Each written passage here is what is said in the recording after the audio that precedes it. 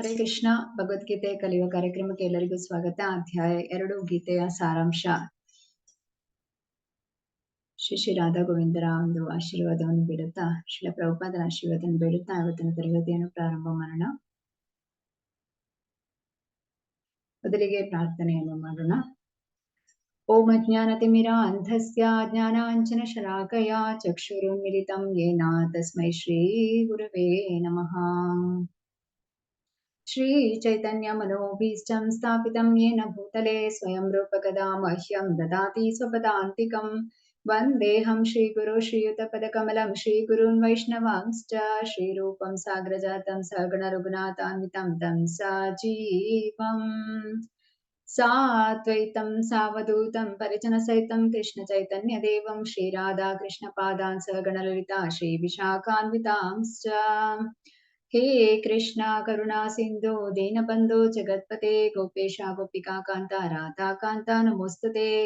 तप्त काञ्चन गौरांगी राधे वृन्दावनेश्वरी वृषभानुसुते देवी प्रणमामि हरिप्रिये। वाञ्छा कल्पतरुभ्यश्च कृपा सिन्धुभ्य एव च पतितनां पावनेभ्यो वैष्णवेभ्यो नमो नमः। नमो विष्णुपादाय कृष्णप्रेष्ठाय भूतले श्रीमते भक्तिवेदान्त स्वामिनिति नामिने। नमस्ते सारस्वते देवे गौरवाणी प्रचारिणे निर्विशेषा शून्यवादी पाश्चात्यदेशतारिणे। जयो श्री कृष्ण चैतन्य प्रभु नित्यानंद श्री अद्वैत गदाधर श्रीवासादि गौरभक्तवृंद। हरे कृष्णा कृष्ण कृष्ण हरे हरे, हरे राम राम राम हरे हरे। हरे कृष्णा कृष्ण कृष्ण हरे हरे, हरे राम राम राम हरे हरे। श्री श्री राधा गोविंद की जय, श्री श्री गौरनिताय की जय, श्रील प्रभुपाद की जय। हरे कृष्ण।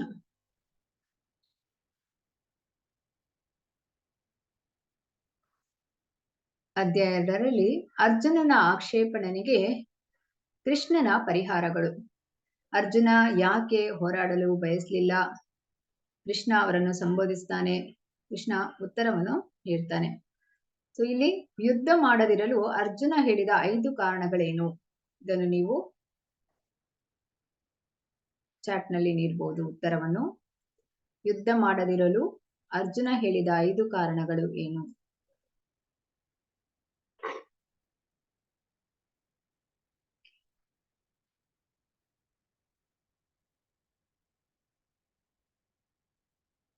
ಹ್ಯಾಂಡ್ ರೈಸ್ ಮಾಡಿ ಕೂಡ ಹೇಳ್ಬೋದು.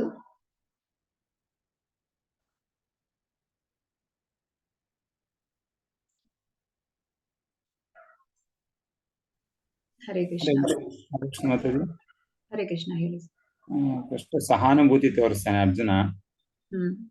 ಆಮೇಲೆ ಸಂತೋಷ ಇಲ್ಲ ಅಂತ ಹೇಳ್ತಾರೆ, ಇದನ್ನ ಮಾಡೋದ್ರಿಂದ ಮತ್ತೆ ಪಾಪ ಬರುತ್ತೆ ಅಂತ ಹೇಳ್ತಾರೆ, ಮತ್ತೆ ಕುಟುಂಬ ನಾಶದ ಇದಾಗ ಸಂಪ್ರದಾಯಗಳ ನಾಶ ಆಗುತ್ತೆ ಅಂತ ಹೇಳ್ತಾರೆ, ನಿರ್ಣಯ ಇಲ್ಲ ಅಂತ ಹೇಳ್ತಾರೆ. ಧನ್ಯವಾದ ಪ್ರಭುಜಿ. ಹರೇ ಕೃಷ್ಣ. ಎಸ್, ಚಂದ್ರು ಸರ್ ಅವರು ಹೇಳಿದಾಗೆ ಇಲ್ಲಿ ಇವರು ಕೂಡ ಹೇಳಿದ್ದಾರೆ. ರಾಧಿಕಾ ಮಾತಾಜಿ, ಸವಿತಾ ಕುಮಾರ್, ಮತ್ತೆ ಯಾರು, ಲತಾ,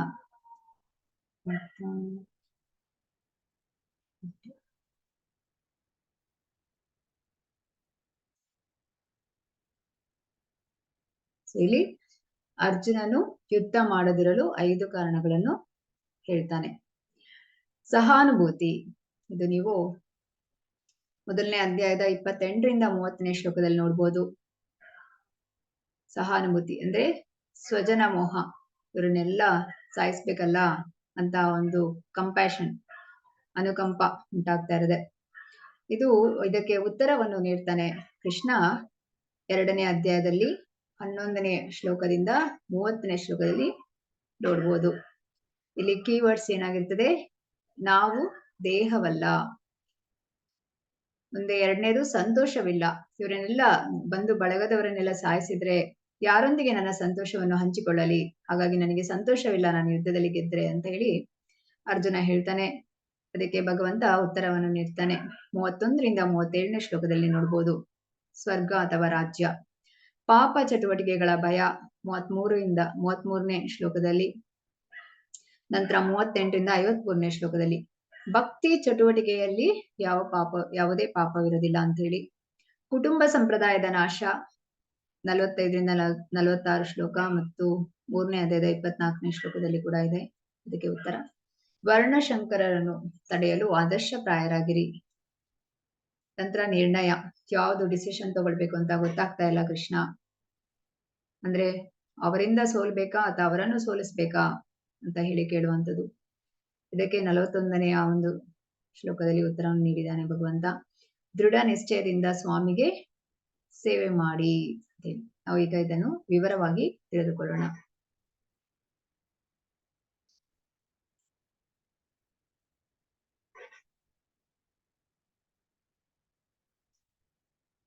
ಓಕೆ, ಉತ್ತರವನ್ನು ಎಲ್ಲರೂ ನೀಡಿದ್ದೀರಾ, ಧನ್ಯವಾದಗಳು.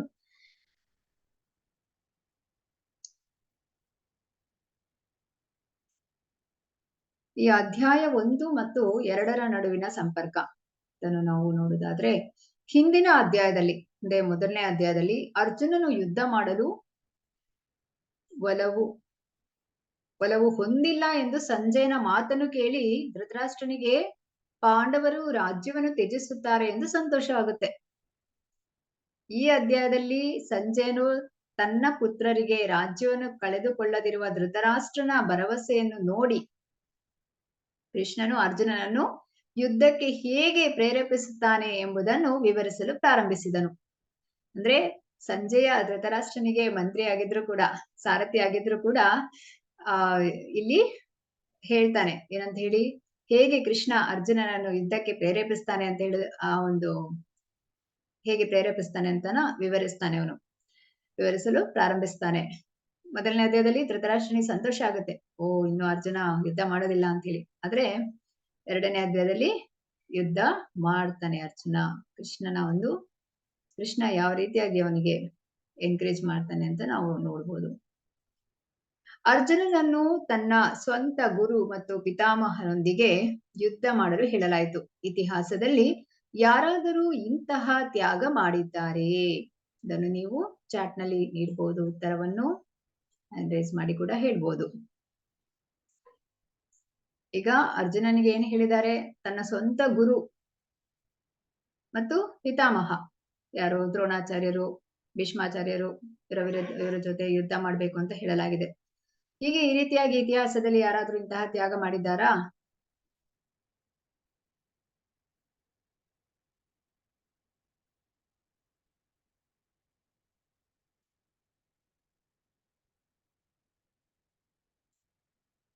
ಹ್ಯಾಂಡ್ ರೈಸ್ ಮಾಡಿ ಕೂಡ ಹೇಳ್ಬೋದು. ಹರೇ ಕೃಷ್ಣ.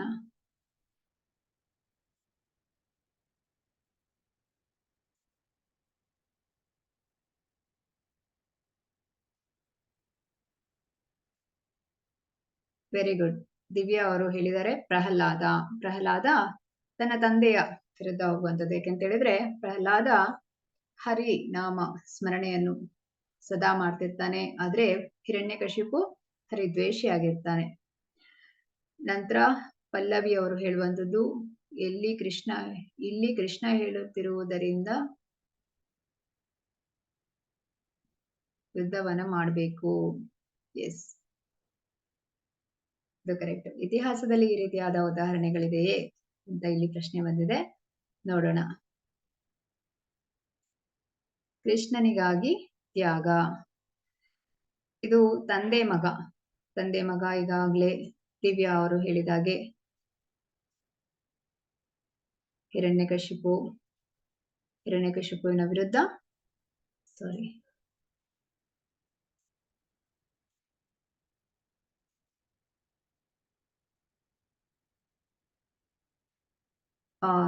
ಪ್ರಹ್ಲಾದ ಹೋಗುವಂಥದ್ದು.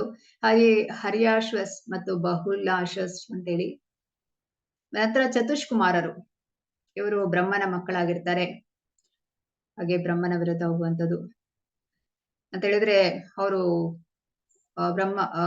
ಕುಮಾರರಾಗೇ ಇರ್ತಾರೆ. ಅವರು ಭಕ್ತಿ ಸೇವೆಯನ್ನು ಮಾಡೋದಕ್ಕೋಸ್ಕರ ಅವರು ವಿವಾಹವನ್ನು ಆಗೋದಿಲ್ಲ. ಮತ್ತೆ ಹಿರಿಯ ಅಣ್ಣ ಕಿರಿಯ ಸಹೋದರ ರಾವಣ ಮತ್ತು ವಿಭೀಷಣ. ಹೇಗೆ ರಾವಣನಿಗೆ ಹೇಳ್ತಾನೆ ವಿಭೀಷಣ, ನೀನು ಮಾತೆ ಸೀತೆಯನ್ನು ಬಿಟ್ಟುಬಿಡು ಅಂತ. ಆದ್ರೂ ಕೂಡ ರಾವಣ ಕೇಳೋದಿಲ್ಲ. ಆಗ ವಿಭೀಷಣ ಎಲ್ಲವನ್ನು ತೊರೆದು ರಾಮನ ಹತ್ತಿರ ಬರುವಂತದ್ದು, ಶರಣಾಗುವಂಥದ್ದು. ಹಾಗೆ ಅರ್ಚಕ ಆದಿತೇಯ, ಶುಕ್ರಾಚಾರ್ಯರು ಮತ್ತು ಬಲಿ ಮಹಾರಾಜರು. ಬಲಿ ಮಹಾರಾಜರಿಗೆ ಶುಕ್ರಾಚಾರ್ಯರು ಗುರುವಾಗಿರ್ತಾರೆ. ಅವ್ರು ಹೇಳ್ತಾರೆ, ಬಂದಿರುವಂತದ್ದು ವಾಮನ ರೂಪದಲ್ಲಿ ವಿಷ್ಣುವೇ ಬಂದಿದ್ದಾರೆ, ನೀನು ದಾನವನ್ನು ಕೊಡ್ಬೇಡ ಅಂತೇಳಿ. ಆದ್ರೂ ಕೂಡ ಬಲಿ ಮಹಾರಾಜರು ಭಗವಂತ ಬಂದಿರೋದು ತನ್ನ ಉದ್ಧಾರಕ್ಕಾಗಿಯೇ ಎಂದು ಕೊಡುವಂಥದ್ದು. ಅಂದ್ರೆ ಇಲ್ಲಿ ಗುರುವಿನ ವಿರುದ್ಧ ಹೋಗುವಂಥದ್ದು. ನಂತರ ಗಂಡ ಹೆಂಡತಿ, ಇದು ಯಾಜ್ಞಿಕ ಬ್ರಾಹ್ಮಣ ಪತ್ನಿಯರು.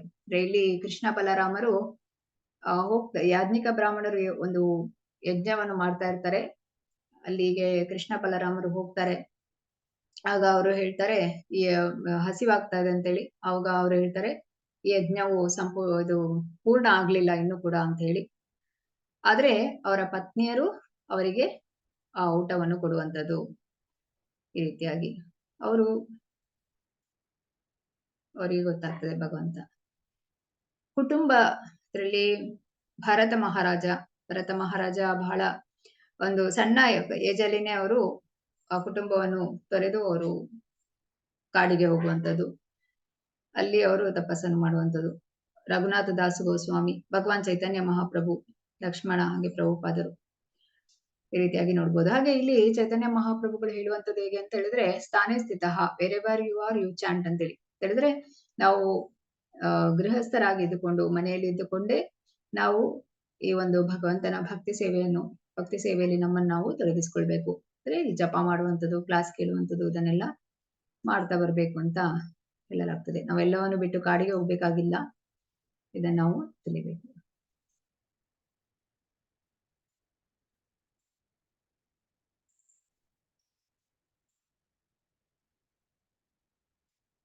ಅಧ್ಯಾಯ 2ರ ಅವಲೋಕನ.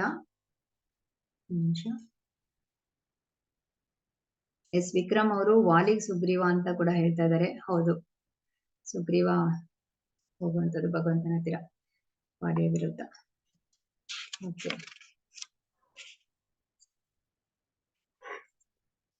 ಎರಡನೇ ಅಧ್ಯಾಯದಲ್ಲಿ ಅರ್ಜುನನ ಅನಿರ್ಣಯ, ಇದು 1ನೇ ಶ್ಲೋಕದಿಂದ 10ನೇ ಶ್ಲೋಕದಲ್ಲಿ ನೋಡ್ಬೋದು.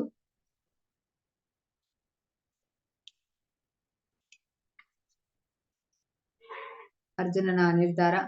ನಂತರ ದೇಹ ಮತ್ತು ಆತ್ಮದ ವಿಶ್ಲೇಷಣೆ, ಇದು 11ರಿಂದ 30ನೇ ಶ್ಲೋಕದಲ್ಲಿ. ಇಲ್ಲಿ ಜ್ಞಾನ, ಸಾಂಖ್ಯ ಯೋಗದ ಬಗ್ಗೆ, ದೇಹ ಮತ್ತು ಆತ್ಮದ ಬಗ್ಗೆ ಹೇಳಲಾಗ್ತದೆ.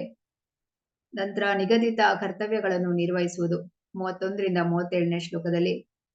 ಸಕಾಮ ಕರ್ಮಯೋಗ, ಅಂದ್ರೆ ಇಲ್ಲಿ ಕೆಲಸದಲ್ಲಿ ಆಸಕ್ತಿ, ಫಲದಲ್ಲಿ ಆಸಕ್ತಿ, ಇದರ ಬಗ್ಗೆ ತಿಳಿಯಲಿದ್ದೇವೆ. 38ರಿಂದ 53ನೇ ಶ್ಲೋಕದಲ್ಲಿ ನಿಷ್ಕಾಮ ಕರ್ಮಯೋಗ, ಕೆಲಸದಲ್ಲಿ ಆಸಕ್ತಿ ಇದೆ ಆದ್ರೆ ಕರ್ಮದಲ್ಲಿ ಆಸಕ್ತಿ ಇಲ್ಲ. 54ರಿಂದ 72ನೇ ಶ್ಲೋಕದಲ್ಲಿ ಸ್ಥಿತ ಪ್ರಜ್ಞಾ, ಮುಕ್ತಾತ್ಮನ ಗುಣಲಕ್ಷಣಗಳು ಇದನ್ನು ನೋಡಲಿದ್ದೇವೆ. ಸೊ ಇಲ್ಲಿ ಗೀತೆಯ ಎಲ್ಲಾ ವಿಷಯಗಳು ಈ ಅಧ್ಯಾಯದಲ್ಲಿ ಇದೆ. ಅಂದ ಮೇಲೆ ಮುಂದೆ ಅಧ್ಯಾಯ 3ರಿಂದ 18ನೇ ಅಧ್ಯಾಯದವರೆಗೆ ಭಗವಂತ ಯಾಕೆ ಹೇಳಿದ್ದಾರೆ ಅಂತ ಹೇಳಿದ್ರೆ, ಉಳಿದ ಅಧ್ಯಾಯದಲ್ಲಿ ವಿವರವಾಗಿ ಕೊಟ್ಟಿದ್ದಾನೆ ಭಗವಂತ.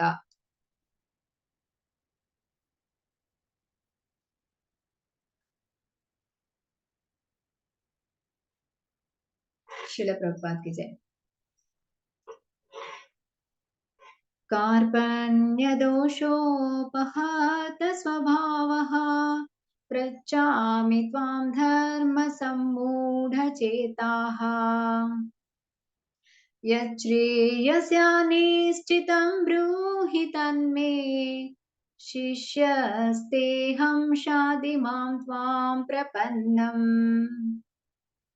ಕಾರ್ಪಣ್ಯದ ದೌರ್ಬಲ್ಯದಿಂದ ನಾನೀಗ ನನ್ನ ಕರ್ತವ್ಯದ ಬಗ್ಗೆ ಗೊಂದಲದಲ್ಲಿದ್ದೇನೆ. ಚಿತ್ತ ಸ್ವಾಸ್ಥ್ಯವನ್ನು ಸಂಪೂರ್ಣವಾಗಿ ಕಳೆದುಕೊಂಡಿದ್ದೇನೆ. ಇಂತಹ ಸ್ಥಿತಿಯಲ್ಲಿ ನನಗೆ ಯಾವುದು ಶ್ರೇಯಸ್ಕರ ಎಂದು ನಿಶ್ಚಯವಾಗಿ ಹೇಳು. ನಾನೀಗ ನಿನ್ನ ಶಿಷ್ಯ ಮತ್ತು ನಿನಗೆ ಶರಣಾಗತನಾದ ಆತ್ಮ. ದಯವಿಟ್ಟು ನನಗೆ ಮಾರ್ಗದರ್ಶನ ಮಾಡು. ಇಲ್ಲಿ ಅರ್ಜುನ ಏನ್ ಮಾಡ್ತಾ ಇದ್ದಾನೆ, ಅವನ ಗೊಂದಲದ ಬಗ್ಗೆ ಆಲೋಚನೆ ಮಾಡ್ತಾ ಕುತ್ಕೊಳ್ಳಿಲ್ಲ. ಅರ್ಜುನ ಒಪ್ಪಿಕೊಳ್ತಾ ಇದ್ದಾನೆ, ಅವನು ಸಮಸ್ಯೆಯಲ್ಲಿದ್ದಾನೆ ಅಂತ ಹೇಳಿ.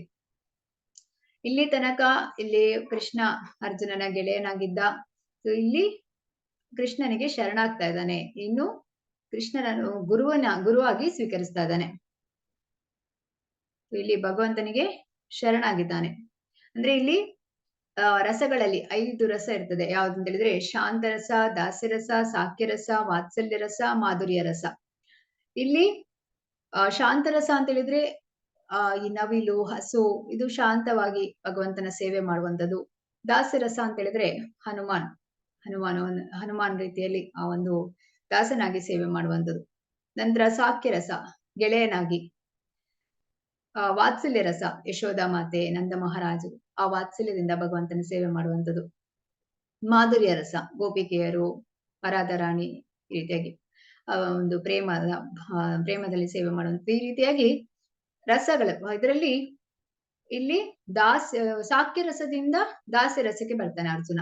ಆ ಗೆಳೆಯನಾಗಿದ್ದುಕೊಂಡಿರ್ಬೇಕಾದ್ರೆ ಆ ಒಂದು ಮಾತುಕತೆ, ಆ ಒಂದು ಆತ್ಮೀಯ ಒಂದು ಕ್ಲೋಸೆಸ್ಟ್ ಇರುತ್ತೆ. ಆದ್ರೆ ಈಗ ಆ ಗುರು ಶಿಷ್ಯರ ಒಂದು ಸ್ಥಾನಕ್ಕೆ ಬಂದಾಗ ಏನಾಗ್ತದೆ, ಅಲ್ಲಿ ಒಂದು ಗಂಭೀರವಾದ ಮಾತುಕತೆ ಶುರು ಆಗ್ತದೆ. ಈಗ ಇಲ್ಲಿ ನಾವು ಕೂಡ ಹೇಳ್ತೇವೆ ಶರಣಾಗ್ತೇವೆ ಅಂತೇಳಿ, ಆದ್ರೆ ಶರಣಾಗುದು ಅಂತ ಹೇಳಿದ್ರೆ ಏನು ಅಂತ ನಾವು ಈಗ ತಿಳಿಯೋಣ. ಭಗವಂತನಿಗೆ ಶರಣಾಗುವುದು ಅಂದ್ರೆ ಏನು? ಇದು ಚೈತನ್ಯ ಮಹಾಪ್ರಭುಗಳ ಒಂದು ಚೈತನ್ಯ ಚರಿತಾಮೃತದಲ್ಲಿ ಮಧ್ಯ ಲೀಲಾ ಅಧ್ಯಾಯ 22ರಲ್ಲಿ ಬರುತ್ತೆ. ಆನುಕೂಲ್ಯಸ್ಯ ಸಂಕಲ್ಪ ಪ್ರಾತಿಕೂಲ್ಯಸ್ಯ ವರ್ಜನಂ ರಕ್ಷಿಷ್ಯತೀತಿ ವಿಶ್ವಾಸೋ ಗೋಪ್ತೃತ್ವೇ ವರ್ಣಂ ತಥಾ ಆತ್ಮನಿಕ್ಷೇಪ ಕಾರ್ಪಣ್ಯೆ ಷಡ್ವಿಧ ಶರಣಾಗತಿ. ಶರಣಾಗತಿಯ 6 ಭಾಗಗಳೆಂದ್ರೆ ಭಕ್ತಿ ಸೇವೆಗೆ ಅನುಕೂಲವಾದವನ್ನು ಸ್ವೀಕರಿಸುವುದು, ಕೃಷ್ಣನ ಇಚ್ಛೆಯಂತೆ ನಡೆದುಕೊಳ್ಳೋದು, ಯಾವುದು ಕೃಷ್ಣ ಪ್ರಜ್ಞೆಗೆ ಪೂರಕವಾಗಿರುತ್ತದೆ ಅದನ್ನು ಸ್ವೀಕರಿಸುವಂಥದ್ದು, ಅನನುಕೂಲವಾದದನ್ನು ತಿರಸ್ಕರಿಸುವುದು, ಕೃಷ್ಣನಿಗೆ ಇಚ್ಛೆ ಇಲ್ಲದಿರುವುದನ್ನು ಮಾಡ್ಲಿಕ್ಕಿಲ್ಲ, ಕೃಷ್ಣನು ರಕ್ಷಿಸುತ್ತಾನೆಂಬ ದೃಢ ವಿಶ್ವಾಸ, ಕೃಷ್ಣ ಇದ್ದಾನೆ ನನ್ನೊಂದಿಗೆ, ರಕ್ಷಿಸ್ತಾನೆ ಕೃಷ್ಣ ಅಂತ ಹೇಳಿ ಒಂದು ಬಲವಾದ ನಂಬಿಕೆ, ಭಗವಂತನೇ ಕಾಪಾಡುವವ ಅಥವಾ ಒಡೆಯನೆಂದು ಸ್ವೀಕರಿಸೋದು, ಪೂರ್ಣ ಶರಣಾಗತಿ ಮತ್ತು ನಮ್ರತೆ. ನಮ್ಮಲ್ಲಿ ನಮ್ರತೆ ಇರಬೇಕು. ಆ ನಮ್ರ ಭಾವನೆಯಿಂದ ನಾವು ಭಗವಂತನನ್ನು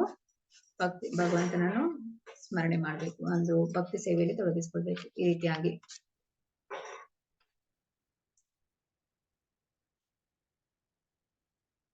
ಇಲ್ಲಿ ಈಗ ಒಂದು ಬಲವಾದ ನಂಬಿಕೆ ಅಂತ ಹೇಳಿದ್ರೆ ಹೇಗೆ ಅಂತ ಹೇಳಿದ್ರೆ, ಈಗ ಕೃಷ್ಣನೇ ಹೇಳ್ತಾನೆ, ಸರ್ವ ಯೋನೀಶು ಕೌಂತೆಯ, ಎಲ್ಲಾ ಜೀವಿಗಳು ನನ್ನ ಮಕ್ಕಳು ಅಂತ ಹೇಳ್ತಾನೆ.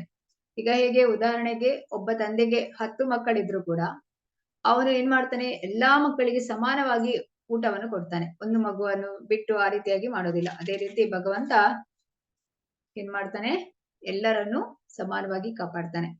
ನಾವು ಏನ್ ಮಾಡ್ಬೇಕಂದ್ರೆ ಭಗವಂತ ನಮ್ಮ ಗಾರ್ಡಿಯನ್, ನಮ್ಮ ಮಾಸ್ಟರ್ ಅಂತ ನಾವು ಒಪ್ಪಿಕೊಳ್ಬೇಕು ಅಂತ ಹೇಳಿ ನಾವು ಇಲ್ಲಿ ತಿಳಿಯುವಂಥದ್ದು.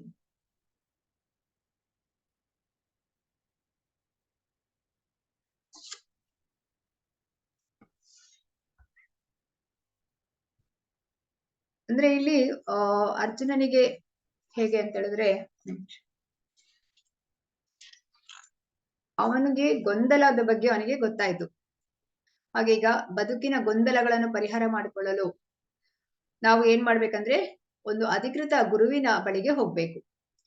ಅಂದ್ರೆ ಆ ಗುರು ಪರಂಪರಾಗತವಾಗಿ ಬಂದಿರಬೇಕು, ಅವರ ಬಳಿ ಹೋಗುವಂಥದ್ದು. ಈಗ ಪ್ರಭುಪಾದರ ಬಳಿಗೆ ನಾವು ಬಂದಿದ್ದೀವಿ, ಹಾಗೆ ಬಂದ್ರೆ ಮಾತ್ರ ನಮಗೆ ನಮ್ಮ ಸಮಸ್ಯೆಗೆ ಪರಿಹಾರ ಸಿಗ್ತದೆ.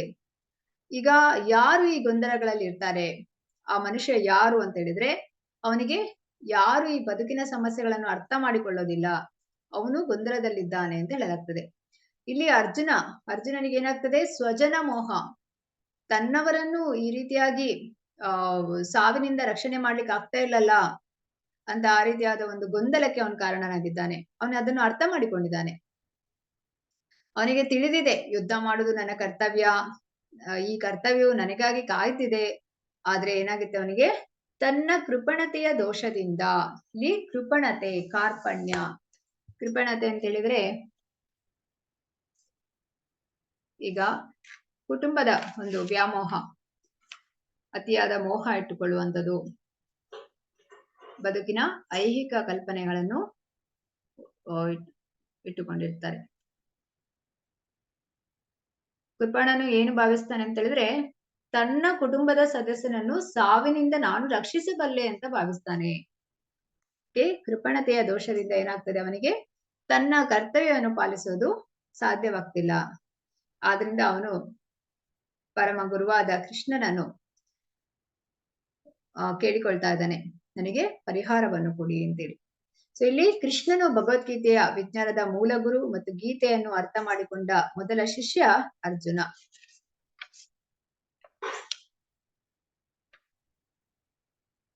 ಈಗ ನಿಮ್ಮಲ್ಲಿ ಪ್ರಶ್ನೆ ಏನಂತ ಹೇಳಿದ್ರೆ, ನಾವು ನಮ್ಮ ಜೀವನದಲ್ಲಿ ಕೃಷ್ಣನಿಗೆ ಹೇಗೆ ಶರಣಾಗ್ಬೋದು? ಈಗ ನಮ್ಮಲ್ಲಿ ಕೂಡ ಈ ರೀತಿಯಾದ ಎಲ್ಲ ಗೊಂದಲಗಳು ಇರ್ತದೆ.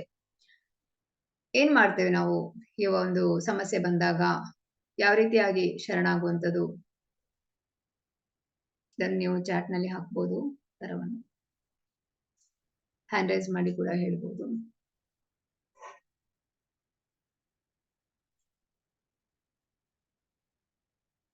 ಓಕೆ, ರಾಧಿಕಾ ಅವರು ದಾಸ್ಯ ರಸ ಅಂತ ಹಾಕಿದ್ದಾರೆ.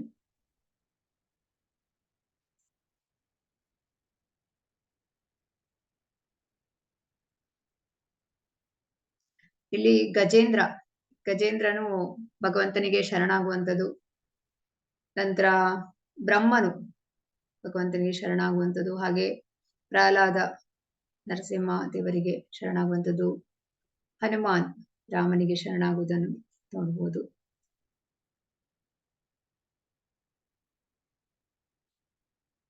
ಓಕೆ, ಉತ್ತಮ ಶಿಕ್ಷಕನಾಗೋದು ಹೇಗೆ ಎಂದು ಶ್ರೀಕೃಷ್ಣನು ನಮಗೆ ಹೇಗೆ ತೋರಿಸ್ತಾನೆ? ಈಗ ಕೃಷ್ಣ ನಮಗೆ ಹೇಳ್ತಾನೆ ಹೇಗೆ ಉತ್ತಮ ಶಿಕ್ಷಕನಾಗ್ಬೋದು ಅಂತ. ಇದನ್ನು ನೀವು ಚಾಟ್ ನಲ್ಲಿ ನೀಡಬಹುದು ಉತ್ತರವನ್ನು. ಉತ್ತಮ ಶಿಕ್ಷಕ ಅಂದ್ರೆ ಅವನಿಗೇನು ಗುಣಲಕ್ಷಣಗಳಿರ್ತವೆ ಅಂತ.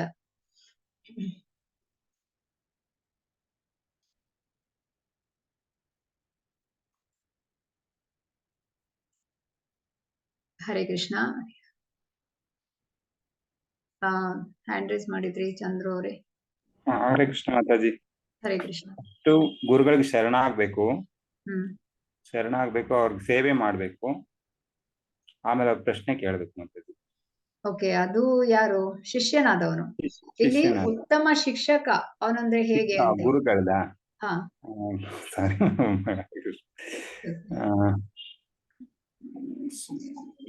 ಗುರುಗಳದ ಮಾತಾಜಿ. ನೋಡೋಣ ನಾವೀಗ.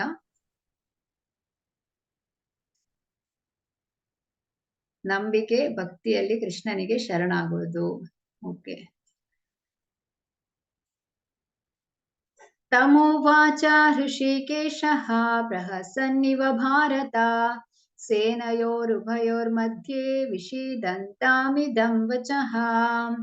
ಭರತನ ವಂಶಜನಾದ ಧೃತರಾಷ್ಟ್ರನೇ, ಆಗ ಎರಡು ಸೈನ್ಯಗಳ ಮಧ್ಯೆ ವಿಷಾದದಲ್ಲಿ ಮುಳುಗಿದ ಅರ್ಜುನನನ್ನು ಕುರಿತು ಕೃಷ್ಣನು ನಸುನಗುತ್ತಾ ಈ ಮಾತುಗಳನ್ನು ಹೇಳಿದನು. ಕೃಷ್ಣ ಉತ್ತಮ ಶಿಕ್ಷಕ ಅಂದ್ರೆ ಗದರಿಸೋದಿಲ್ಲ, ಆದ್ರೆ ಯಾವಾಗಲೂ ನಗುತ್ತಿರುತ್ತಾನೆ. ಇಲ್ಲಿ ಮೊದಲನೇದಾಗಿ ನಾವು ಗಮನಿಸಬೇಕಾಗಿರುವಂಥದ್ದು, ಶಿಕ್ಷಕ ಗದರಿಸೋದಿಲ್ಲ ಅವರು, ಆದ್ರೆ ನಗ್ತಾ ಇದ್ದಾನೆ. ಯಾಕೆ ಅಂತ ಹೇಳಿದ್ರೆ, ಈ ಒಂದು ಭಗವಂತನು ಕೂಡ್ಲೆ ಗುರುವಿನ ಸ್ಥಾನವನ್ನು ಸ್ವೀಕರಿಸಿ ಶಿಕ್ಷಕನನ್ನು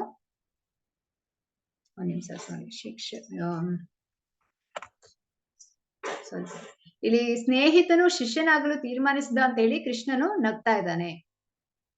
ಅಂದ್ರೆ ಈಗ 7ನೇ ಶ್ಲೋಕದಲ್ಲಿ ಹೇಗೆ ಅಂದ್ರೆ, ಅರ್ಜುನ ತಾನು ಕೃಷ್ಣನ ಶಿಷ್ಯವಾಗುವ ಅಪೇಕ್ಷೆಯನ್ನು ಹೇಳ್ತಾನೆ. ಅಂದ್ರೆ ಆ ಸತ್ಯಭಾವದ ಮಾತುಗಳನ್ನು ನಿಲ್ಲಿಸಲು ಅರ್ಜುನನು ಬಯಸ್ತಾನೆ. ಅಂದ್ರೆ ಗುರು ಶಿಷ್ಯರ ಒಂದು ಮಾತುಕತೆ ಅಂತ ಹೇಳಿದ್ರೆ ಅಲ್ಲಿ ಗಂಭೀರವಾದ ಒಂದು ಮಾತುಕತೆ ಇರುತ್ತೆ ಅಂತ ಹೇಳಿ ಇಲ್ಲಿ ಏನಾಗ್ತಾ ಇದೆ, ಕೃಷ್ಣನಿಗೆ ನಗು ಬರ್ತಾ ಇದೆ. ಸೊ ಇಲ್ಲಿ ಇಬ್ಬರು ಆತ್ಮೀಯ ಸ್ನೇಹಿತರು, ಯಾರು? ಗುಡಾಕೇಶ ಮತ್ತೆ ಋಷಿಕೇಶ. ಋಷಿಕೇಶ ಅಂದ್ರೆ ಕೃಷ್ಣ, ಗುಡಾಕೇಶ ಅಂತ ಹೇಳಿದ್ರೆ ಅರ್ಜುನ. ಗುಡಾಕೇಶ ಅಂತ ಹೇಳಿದ್ರೆ ಅವನು ನಿದ್ರೆಯನ್ನು ಗೆದ್ದವನು, ಅಜ್ಞಾನವನ್ನು ಗೆದ್ದವನು ಅರ್ಜುನ. ಸೊ ಇವರಿಬ್ಬರ, ಋಷಿಕೇಶ ಅಂದ್ರೆ ಇಂದ್ರಿಯಗಳ ಒಡೆಯ ಕೃಷ್ಣ, ಇವರಿಬ್ಬರ ನಡುವೆ ಈ ಒಂದು ಸಂವಾದ ನಡೀತಾ ಇದೆ. ಗುರು ಮತ್ತು ಶಿಷ್ಯರ ನಡುವಿನ ಮಾತು ಎರಡು ಸೈನ್ಯಗಳ ಎದುರಿಗೆ ಬಹಿರಂಗವಾಗಿ ನಡೀತಾ ಇದೆ. ಇದೆಲ್ಲರಿಗೂ ಕೂಡ ಲಾಭವಾಗುತ್ತೆ ಅಂತ ನೋಡ್ಬೋದು. ಶ್ರೀ ಭಗವಾನುವಾಚ ಅಶೋಚ್ಯಾನನ್ಮಶೋಚಸ್ತ್ವಂ ಪ್ರಜ್ಞಾವಾದಾಂಶ್ಚ ಭಾಷಸೆ ಗತಾಸು ನ ಗತಾಸುಂಶ್ಚ ನಾನು ಶೋಚಂತಿ ಪಂಡಿತಾಃ.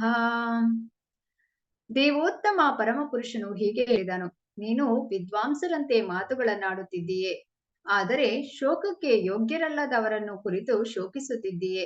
ಪಂಡಿತರು ಸತ್ತವರಿಗಾಗಿ ಆಗಲಿ ಬದುಕಿರುವವರಿಗಾಗಿ ಆಗಲಿ ದುಃಖ ಪಡುವುದಿಲ್ಲ. ಇಲ್ಲಿ ಭಗವಂತನು ಕೂಡಲೇ ಗುರುವಿನ ಸ್ಥಾನವನ್ನು ಸ್ವೀಕರಿಸಿ ಏನ್ ಮಾಡ್ತಾನೆ, ಶಿಷ್ಯನನ್ನು ಪರೋಕ್ಷವಾಗಿ ಏನ್ ಹೇಳ್ತಿದ್ದಾನೆ, ಮೂರ್ಖ ಅಂತ ಕರಿತಾ ಇದ್ದಾನೆ. ಯಾಕಂತ ಹೇಳಿದ್ರೆ, ನೀನು ಭಗವಂತ ಹೇಳುವಂಥದ್ದು, ನೀನು ವಿದ್ವಾಂಸನಾಗಿ ಮಾತನಾಡ್ತಿದ್ಯಾ, ಆದ್ರೆ ನಿಂಗೆ ದೇಹವೆಂದ್ರೇನು ಆತ್ಮವೆಂದ್ರೇನು ಅಂತ ತಿಳಿದ ವಿದ್ವಾಂಸ ದೇಹದ ಯಾವುದೇ ಹಂತದ ವಿಷಯವಾಗಿ ದುಃಖಿಸೋದಿಲ್ಲ. ಯಾಕಂತ ಹೇಳಿದ್ರೆ, ದೇಹವು ಹುಟ್ಟುತ್ತದೆ, ಇಂದು ನಾಳೆ ಅದು ಸೋಲಲೆಂದೇ ಸೃಷ್ಟಿಯಾದದ್ದು, ದೇಹವು ನಾಶವಾಗುವಂಥದ್ದು. ಆದ್ರೆ ಆತ್ಮವು ಶಾಶ್ವತವಾಗಿರುವಂಥದ್ದು, ಆತ್ಮಕ್ಕೆ ಸಾವಿಲ್ಲ. ಸೊ ಇದನ್ನು ಅರಿತವನೇ ವಾಸ್ತವಾಗಿಯೂ ವಿದ್ವಾಂಸ ಅಂತ ಹೇಳಿ ಇಲ್ಲಿ ಹೇಳುವಂಥದ್ದು. ಹಾಗೆ ಇಲ್ಲಿ ಕೃಷ್ಣ ಉತ್ತಮ ಶಿಕ್ಷಕ. ಹೇಗೆಂತ ಹೇಳಿದ್ರೆ, ಬೆಂಡ್ ಡೋಂಟ್ ಬ್ರೇಕ್ ಅಂತ ಹೇಳಿ ಹೇಳಲಾಗ್ತದೆ. ಶ್ರೀಕೃಷ್ಣ ಅತ್ಯುತ್ತಮ ಶಿಕ್ಷಕ ಅಂದ್ರೆ ಆಲಿಸುವುದು. ಸಂಪೂರ್ಣ ಅಧ್ಯಾಯ 1ರಲ್ಲಿ ಮೌನವಾಗಿರ್ತಾನೆ. ಶ್ರೀಕೃಷ್ಣ ಅಧ್ಯಾಯ 1ರಲ್ಲಿ ಮಾತನಾಡೋದೇ ಇಲ್ಲ. ಅಂದ್ರೆ ಶಿಕ್ಷಕನಾದವನು ಕೇಳಿಸಿಕೊಳ್ಳುವುದು ಕೂಡ ಬಹಳ ಮುಖ್ಯವಾದ ವಿಷಯ ಅಂತ ಇಲ್ಲಿ ನಾವು ತಿಳಿಬಹುದು. ಅರ್ಜುನನು ಸಿದ್ಧನಾಗಿ ಶರಣಾದಾಗ ಮಾತ್ರ ಗೀತೆಯ ಜ್ಞಾನವನ್ನು ನೀಡ್ತಾನೆ. ಯಾವಾಗ ಅರ್ಜುನ ಶರಣಾಗ್ತಾನೆ, ನನಗೆ ನೀನು ಮಾರ್ಗದರ್ಶನ ಮಾಡು, ನಾನು ನಿನ್ನ ಶಿಷ್ಯ ಅಂತ ಹೇಳಿ ಶರಣಾದಾಗ ಮಾತ್ರ ಅವನು ಈ ಗೀತೆಯ ಜ್ಞಾನವನ್ನು ನೀಡಲು ಪ್ರಾರಂಭಿಸ್ತಾನೆ. ಅರ್ಜುನನ ಮೇಲೆ ಕೋಪವಿಲ್ಲದೆ ನಗುತ್ತಾನೆ. ಶಿಕ್ಷಕನಾದವರಿಗೆ ಸಿಟ್ಟು ಬರಬಾರ್ದು, ಅವರು ಈ ರೀತಿಯಾಗಿ ನಗಾಡ್ಬೇಕು ಅಂತ ಹೇಳಿ ನಾವು ತಿಳಿಬಹುದು. ಸೊ ಇಲ್ಲಿ ಅರ್ಜುನನ ಮೇಲೆ ಕೋಪವಿಲ್ಲದೆ ನಗ್ತಾನೆ ಕೃಷ್ಣ. ಬೆಂಡ್ ಆದರೆ ಬ್ರೇಕ್ ಅಲ್ಲ. ತಕ್ಷಣವೇ ಎಲ್ಲಾ ಪ್ರಶ್ನೆಗಳಿಗೆ ಸಂಕ್ಷಿಪ್ತವಾಗಿ ಉತ್ತರಿಸ್ತಾನೆ. ಅರ್ಜುನನನ್ನು ಪ್ರೋತ್ಸಾಹಿಸುತ್ತಾನೆ. ಅರ್ಜುನನಿಗೆ ಆಯ್ಕೆಯನ್ನು ನೀಡಿ ನಿಮಗೆ ಇಷ್ಟವಾದಂತೆ ಮಾಡು, ಒತ್ತಾಯವಿಲ್ಲ ಅಂತ ಹೇಳ್ತಾನೆ. ಅಂದ್ರೆ 18ನೇ ಅಧ್ಯಾಯದಲ್ಲಿ ಭಗವಂತ ಎಲ್ಲವನ್ನು ವಿವರಿಸಿದ ನಂತರ ಹೇಳ್ತಾನೆ, ಅರ್ಜುನ ನಿನಗೆ ಇಷ್ಟ ಬಂದಂತೆ ಮಾಡು, ನಾನು ಇಷ್ಟೆಲ್ಲ ನಿನಗೆ ಹೇಳಿದ್ದೀನಿ, ನಾನೇನು ನಿನ್ನನ್ನು ಒತ್ತಾಯ ಮಾಡ್ತಾ ಇಲ್ಲ, ನೀವು ಇಷ್ಟ ಬಂದಂತೆ ಮಾಡು ಅಂತೇಳಿ ಆ ಒಂದು ಆಯ್ಕೆಯನ್ನು ನೀಡ್ತಾನೆ. ಇದು ಹೀಗಾಗಿ ಶ್ರೀಕೃಷ್ಣ ಅತ್ಯುತ್ತಮ ಶಿಕ್ಷಕ ಅಂತ ನಾವಿಲ್ಲಿ ತಿಳಿಬಹುದು. ಶ್ರೀಕೃಷ್ಣನು ಮಾತನಾಡುವಾಗಲೆಲ್ಲ ಭಗವದ್ಗೀತೆ ಹೇಳುತ್ತದೆ ಶ್ರೀ ಭಗವಾನ್ ಉವಾಚ. ಏಕೆ ಕೃಷ್ಣ ಉವಾಚ ಅಲ್ಲ? ಉತ್ತರವನ್ನು ಚಾಟ್ ನಲ್ಲಿ ನೀಡಬಹುದು. ಯಾಕೆ ಭಗವಾನ್ ಉವಾಚ ಅಂತ ಹೇಳ್ತಾರೆ?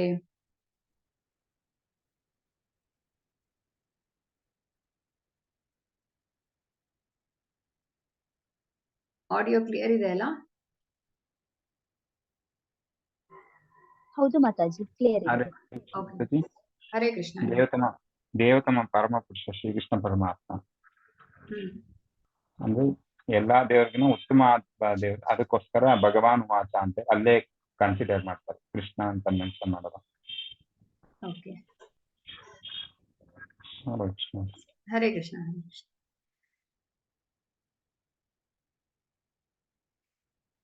ಕೃಷ್ಣನು ದೇವೋತ್ತಮ. ಏನಾಯ್ತು? ಕೃಷ್ಣನು ದೇವೋತ್ತಮ ಪರಮ ಪುರುಷ, ಅದಕ್ಕೆ ಅಂತ ಲಕ್ಷ್ಮೀಶ್ ಅವರು ಹೇಳ್ತಾ ಇದ್ದಾರೆ. ನಂತರ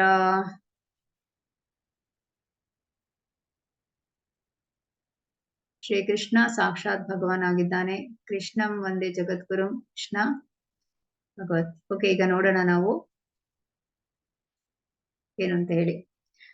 ಸೊ ಇಲ್ಲಿ ವ್ಯಾಸದೇವರ ತಂದೆ ಪರಾಶರ ಮುನಿಗಳು ಭಗವಾನ್ ಎನ್ನುವ ಸಂಸ್ಕೃತ ಪದವನ್ನು ವಿವರಿಸಿದ್ದಾರೆ. ಎಲ್ಲ ಸಂಪತ್ತು, ಎಲ್ಲ ಶಕ್ತಿ, ಎಲ್ಲ ಕೀರ್ತಿ, ಎಲ್ಲ ಸೌಂದರ್ಯ, ಎಲ್ಲ ಜ್ಞಾನ, ಎಲ್ಲ ವೈರಾಗ್ಯವನ್ನು ಹೊಂದಿರುವ ಪರಮ ಪುರುಷನನ್ನೇ ಭಗವಾನ್ ಎಂದು ಕರೆಯುವುದು. ಭಗವಾನ್ ಅಂತ ಹೇಳಿದ್ರೆ ದೇವೋತ್ತಮ ಪರಮ ಪುರುಷ ಶ್ರೀಕೃಷ್ಣ. ಐಶ್ವರ್ಯಸ್ಯ ಸಮಗ್ರಸ್ಯ ವೀರ್ಯಸ್ಯ ಯಶಸ್ಸ ಶ್ರಿಯ ಜ್ಞಾನ ವೈರಾಗ್ಯಯೋಶ್ಚೈವ ಸನ್ನಾಂ ಇತಿ ಸನ್ನಾಂಭಗ ಇತಿಂಗನಃ. ಇದು ವಿಷ್ಣು ಪುರಾಣದಲ್ಲಿ ಉಲ್ಲೇಖವಿದೆ. ಭಗ ಅಂದ್ರೆ ಐಶ್ವರ್ಯಗಳನ್ನು, ವಾನ್ ಅಂದ್ರೆ ಹೊಂದಿರುವವನು. ಯಾರು ಸಕಲ ಐಶ್ವರ್ಯವನ್ನು ಹೊಂದಿರ್ತಾರೆ ಅವರನ್ನು ಭಗವಾನ್ ಎಂದು ಕರೀತಾರೆ. ಈಗ ನೀವು ನೋಡ್ಬೋದು, ಕೆಲವರು ಶ್ರೀಮಂತರಾಗಿರ್ಬೋದು, ಹೆಚ್ಚು ಸೌಂದರ್ಯವುಳ್ಳವರಾಗಿರ್ಬೋದು, ಹೆಚ್ಚು ಜ್ಞಾನವುಳ್ಳವರಾಗಿರ್ಬೋದು. ಆದ್ರೆ ಈ 6 ಕೂಡ ಒಬ್ಬರಲ್ಲಿ ಇರ್ಲಿಕ್ಕೆ ಸಾಧ್ಯ ಇಲ್ಲ. ಅದು ಭಗವಂತನಲ್ಲಿ ಮಾತ್ರ ಇರ್ಲಿಕ್ಕೆ ಸಾಧ್ಯ. ಹಾಗಾಗಿ ಭಗವಾನ್ ಅಂತ ಕರೆಯುವಂಥದ್ದು. ಈಗ ಸೌಂದರ್ಯದಲ್ಲಿ ಕಂದರ್ಪ ಕೋಟಿ ಕಮನೀಯ ವಿಶೇಷ ಶೋಭಂ, ಕೋಟಿ ಕೋಟಿ ಮನ್ಮಥರ ಸೌಂದರ್ಯದಿಂದ ವಿಶೇಷವಾಗಿ ಶೋಭಿಸುವ ಆದಿಪುರುಷನಾದ ಗೋವಿಂದ. ಆಕರ್ಷಕ ಇತಿ ಕೃಷ್ಣ, ಕೃಷ್ಣರನ್ನು ಸೌಂದರ್ಯದಲ್ಲಿ ಮೀರಿಸಲು ಸಾಧ್ಯ ಇಲ್ಲ, ಯಾರು ಕೂಡ ಮೀರಿಸಲಿಕ್ಕೆ ಸಾಧ್ಯ ಇಲ್ಲ. ಆದ್ಯಂ ಪುರಾಣ ಪುರುಷಂ ನವಯೌವನಂ ಚ, ಪುರಾಣ ಪುರುಷನು ಸದಾ ಯೌವನದಿಂದ ಶೋಭಿಸುತ್ತಿರುವನು.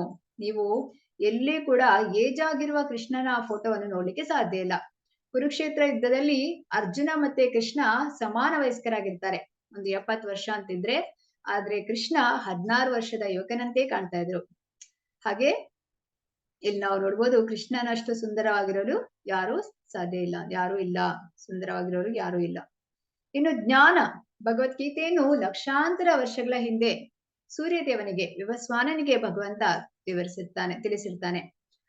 ಹಾಗೆ ಈಗ ಕೂಡ ತಿಳಿಸ್ತಾರೆ. ಈಗ ಕೂಡ ಇದೆ, ಮುಂದೆ ಕೂಡ ಇದೆ, ಹಿಂದೆ ಕೂಡ ಇತ್ತು. ಹಾಗಾಗಿ ಜ್ಞಾನದಲ್ಲಿ ಕೂಡ ಮೀರಿಸಲಿಕ್ಕೆ ಸಾಧ್ಯ ಇಲ್ಲ. ಈ ಲೋಕಗಳಲ್ಲಿರುವ ಪ್ರತಿಯೊಂದು ಜೀವಿಯ ಬಗ್ಗೆ ಕೂಡ ಭಗವಂತನಿಗೆ ತಿಳಿದಿದೆ. ಶಕ್ತಿ, ವೃಂದಾವನದಲ್ಲಿ ಅವರು ಶ್ರೀಕೃಷ್ಣನಾಗಿ ಅವತರಿಸಿದಾಗ ತಮ್ಮ ಶಕ್ತಿಯನ್ನು ಪ್ರದರ್ಶಿಸಿದ್ರು. ಆ ಗೋವರ್ಧನ ಬೆಟ್ಟವನ್ನು ಎತ್ತೋದು ಅಂತ ಹೇಳಿದ್ರೆ ತನ್ನ ಕಿರು ಬೆರಳಿನಲ್ಲಿ 7 ದಿವಸ ಸತತವಾಗಿ ಹಗಲು ರಾತ್ರಿ ಆ ಕಿರು ಬೆರಳಿನಲ್ಲಿ ಎತ್ತಿ ಹಿಡಿದು, ಗೋವರ್ಧನ ಬೆಟ್ಟವನ್ನು ಎತ್ತಿ ಹಿಡಿದು ಇನ್ನೊಂದು ಕೈಯಿಂದ ಕೊಳಲನ್ನು ನುಡಿಸ್ತಾ ಇದ್ರು. ಅಂದ್ರೆ ರಜನಿವಾಸಿಗಳನ್ನು ಸಂತೋಷ ಪಡಿಸುವುದಕ್ಕೋಸ್ಕರ. ಇನ್ನು ಐಶ್ವರ್ಯ, ಲಕ್ಷ್ಮೀ ಸಹಸ್ರ ಶತ ಸಂಭ್ರಮ ಸೇವ್ಯಮಾನಂ ಗೋವಿಂದ ಮಾದಿ ಪುರುಷಂ ತಮಹಂ ಭಜಾಮಿ. ನಾವು ಲಕ್ಷ್ಮಿಯನ್ನು ಪೂಜೆ ಮಾಡ್ತೇವೆ ಸಂಪತ್ತಿಗಾಗಿ. ಇಲ್ಲಿ ಸಹಸ್ರಾರು ಲಕ್ಷ್ಮಿಯರಿಂದ ಸಂಭ್ರಮ ಪೂರ್ವಕ ಸೇವಿಸಲ್ಪಡ್ತಾ ಇದ್ದಾನೆ ಭಗವಂತ. ಅಂತಹ ಸಹಸ್ರ ಲಕ್ಷ್ಮಿಯರು ಕೃಷ್ಣನ ಪಾದ ಸೇವೆ ಮಾಡಲು ನಿಂತಿದ್ದಾರೆ. ಎಲ್ಲಾ ಐಶ್ವರ್ಯವನ್ನು ಹೊಂದಿದ್ದಾನೆ ಕೃಷ್ಣ. ಕೀರ್ತಿ, ಕೃಷ್ಣನ ಮಹಿಮೆಯನ್ನು ಹಾಡಿ ಹೊಗಳ್ತಾರೆ. ತ್ಯಾಗ, 12 ವರ್ಷಗಳ ಕಾಲ ವೃಂದಾವನದಲ್ಲಿ ಇದ್ದಂತಹ ಕೃಷ್ಣ ಅಕ್ರೂರ ಬಂದು ಕೃಷ್ಣನನ್ನು ಕರೆದುಕೊಂಡು ಹೋದಾಗ ಕೃಷ್ಣ ಎಲ್ಲವನ್ನು ತ್ಯಜಿಸಿ ಹೋಗುವಂತದ್ದು. ಅಂದ್ರೆ ಅಲ್ಲಿ ಗೋಪಿಕೆಯರು ಹೇಗೆ ಅಂದ್ರೆ ತಮ್ಮ ಜೀವವನ್ನೇ ಕೊಡ್ಲಿಕ್ಕೆ ರೆಡಿ ಇರ್ತಾರೆ, ಆದ್ರೂ ಕೂಡ ಎಲ್ಲವನ್ನು ಬಿಟ್ಟು ಕೃಷ್ಣ ಹೋಗ್ತಾನೆ ವೃಂದಾವನದಿಂದ. ಮತ್ತೆ ಅವನು ವೃಂದಾವನಕ್ಕೆ ಬರುವುದೇ ಇಲ್ಲ. ಇದು ಒಂದು ತ್ಯಾಗಮನ ಅಂತ ಹೇಳಿದ್ರೆ ಇನ್ನೂ ಅವರ ಲೀಲೆಗಳನ್ನು ಮುಂದುವರಿಸುವುದಕ್ಕೋಸ್ಕರ ಅವರು ಹೋಗ್ತಾರೆ. ಈ ರೀತಿಯಾಗಿ 6 ಈ ಒಂದು ಷಡೈಶ್ವರ್ಯಗಳು ಭಗವಂತನಲ್ಲಿ ಇದೆ. ಹಾಗಾಗಿ ಭಗವಾನ್ ವಾಚ ಅಂತ ಹೇಳುವಂಥದ್ದು. ಈಗ ನಿಮಗೆ ನಿಮ್ಮ ದೃಷ್ಟಿ ಎಷ್ಟು ದೂರ ನಿಮಗೆ ನೋಡ್ಬೋದು ಅಂತ ಹೇಳಿ ನೋಡ್ಬೋದು ಇಲ್ಲಿ. ಅಂದ್ರೆ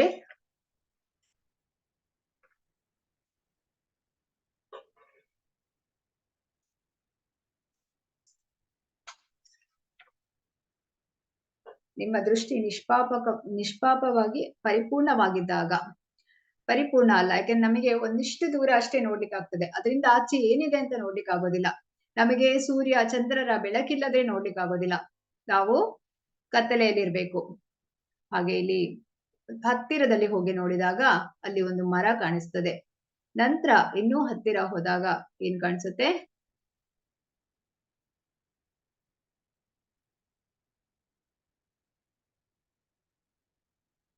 ಒಂದು ಗಿಳಿ ಇದೆ ಮರದಲ್ಲಿ.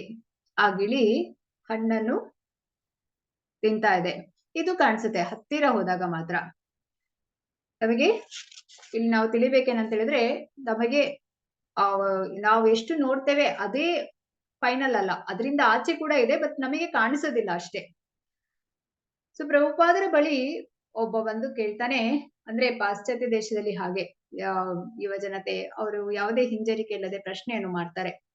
ಕೇಳುವಂತದ್ದು ಏನಂತ ಹೇಳಿದ್ರೆ, ನೀವು ನನಗೆ ದೇವರನ್ನು ತೋರಿಸ್ಬೋದಾ ಅಂತ ಹೇಳಿ. ಅದಕ್ಕೆ ಪ್ರಭುಪಾದರು ಹೇಳ್ತಾರೆ, ನಿನಗೆ ದೇವರನ್ನು ನೋಡುವ ಕಣ್ಣು ಇದೆಯಾ?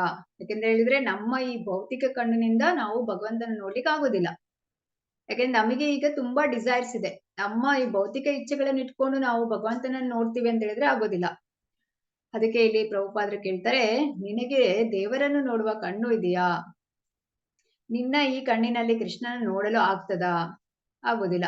ಸರಿ, ನೀನು ನಾನು ದೇವರನ್ನು ನೋಡಿದ್ದೀನಿ ಅಂತ ಹೇಳಿ ನೀನು ನಂಬುತ್ತೀಯಾ ಅಂತ ಕೇಳ್ತಾರೆ. ಅದಕ್ಕೆ ಅವನು ಇಲ್ಲ ಅಂತ ಹೇಳ್ತಾರೆ. ಅವಾಗ ಪ್ರಭುಪಾದರು ಹೇಳ್ತಾರೆ, ನಿನ್ನ ಪ್ರಶ್ನೆ ಕೂಡ ಅಪರಿಪೂರ್ಣವಾಗಿದೆ, ಅದು ಪರಿಪೂರ್ಣ ಪ್ರಶ್ನೆ ಅಲ್ಲ. ಯಾಕಂತ ಹೇಳಿದ್ರೆ ಇಲ್ಲಿ ಏನು ಒಂದು ಸೋ ಕಾಲ್ಡ್ ಸೈನ್ಸ್ ಅಂತ ಹೇಳಿದ್ರೆ ಅದು ಪ್ರತ್ಯಕ್ಷ ಪ್ರಮಾಣದ ಬಗ್ಗೆ ಕೇಳುವಂಥದ್ದು.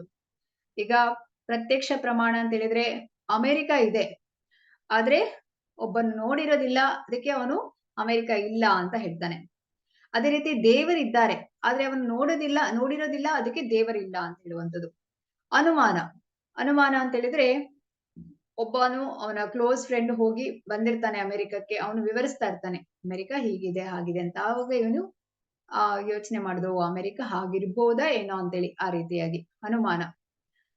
ಇನ್ನು ಶಬ್ದ ಪ್ರಮಾಣ, ಶಾಸ್ತ್ರ ಹೇಳ್ತಾ ಇದೆ ಏನಂತೇಳಿ, ಗೋಲೋಕ, ವೈಕುಂಠ ಅಂತ ಹೇಳಿ ಅದನ್ನು ಒಪ್ಪಿಕೊಳ್ಳುವಂಥದ್ದು. ಹಾಗಾಗಿ ಶಬ್ದ ಪ್ರಮಾಣ ಒಳ್ಳೆಯದು, ಈ ಪ್ರತ್ಯಕ್ಷ ಪ್ರಮಾಣ ಅನುಮಾನ ಒಳ್ಳೆಯದಲ್ಲ. ಆದ್ರೆ ಈ ಸೋ ಕಾಲ್ಡ್ ಸೈನ್ಸ್ ಇದೇನು ಫಾಲೋ ಮಾಡ್ತಾ ಇರೋದು ಅದು ಪ್ರತ್ಯಕ್ಷ ಮತ್ತು ಅನುಮಾನನ. ಆದ್ರೆ ವೇದಿಕ್ ಸೈನ್ಸ್ ಇದನ್ನು ರಿಜೆಕ್ಟ್ ಮಾಡ್ತದೆ.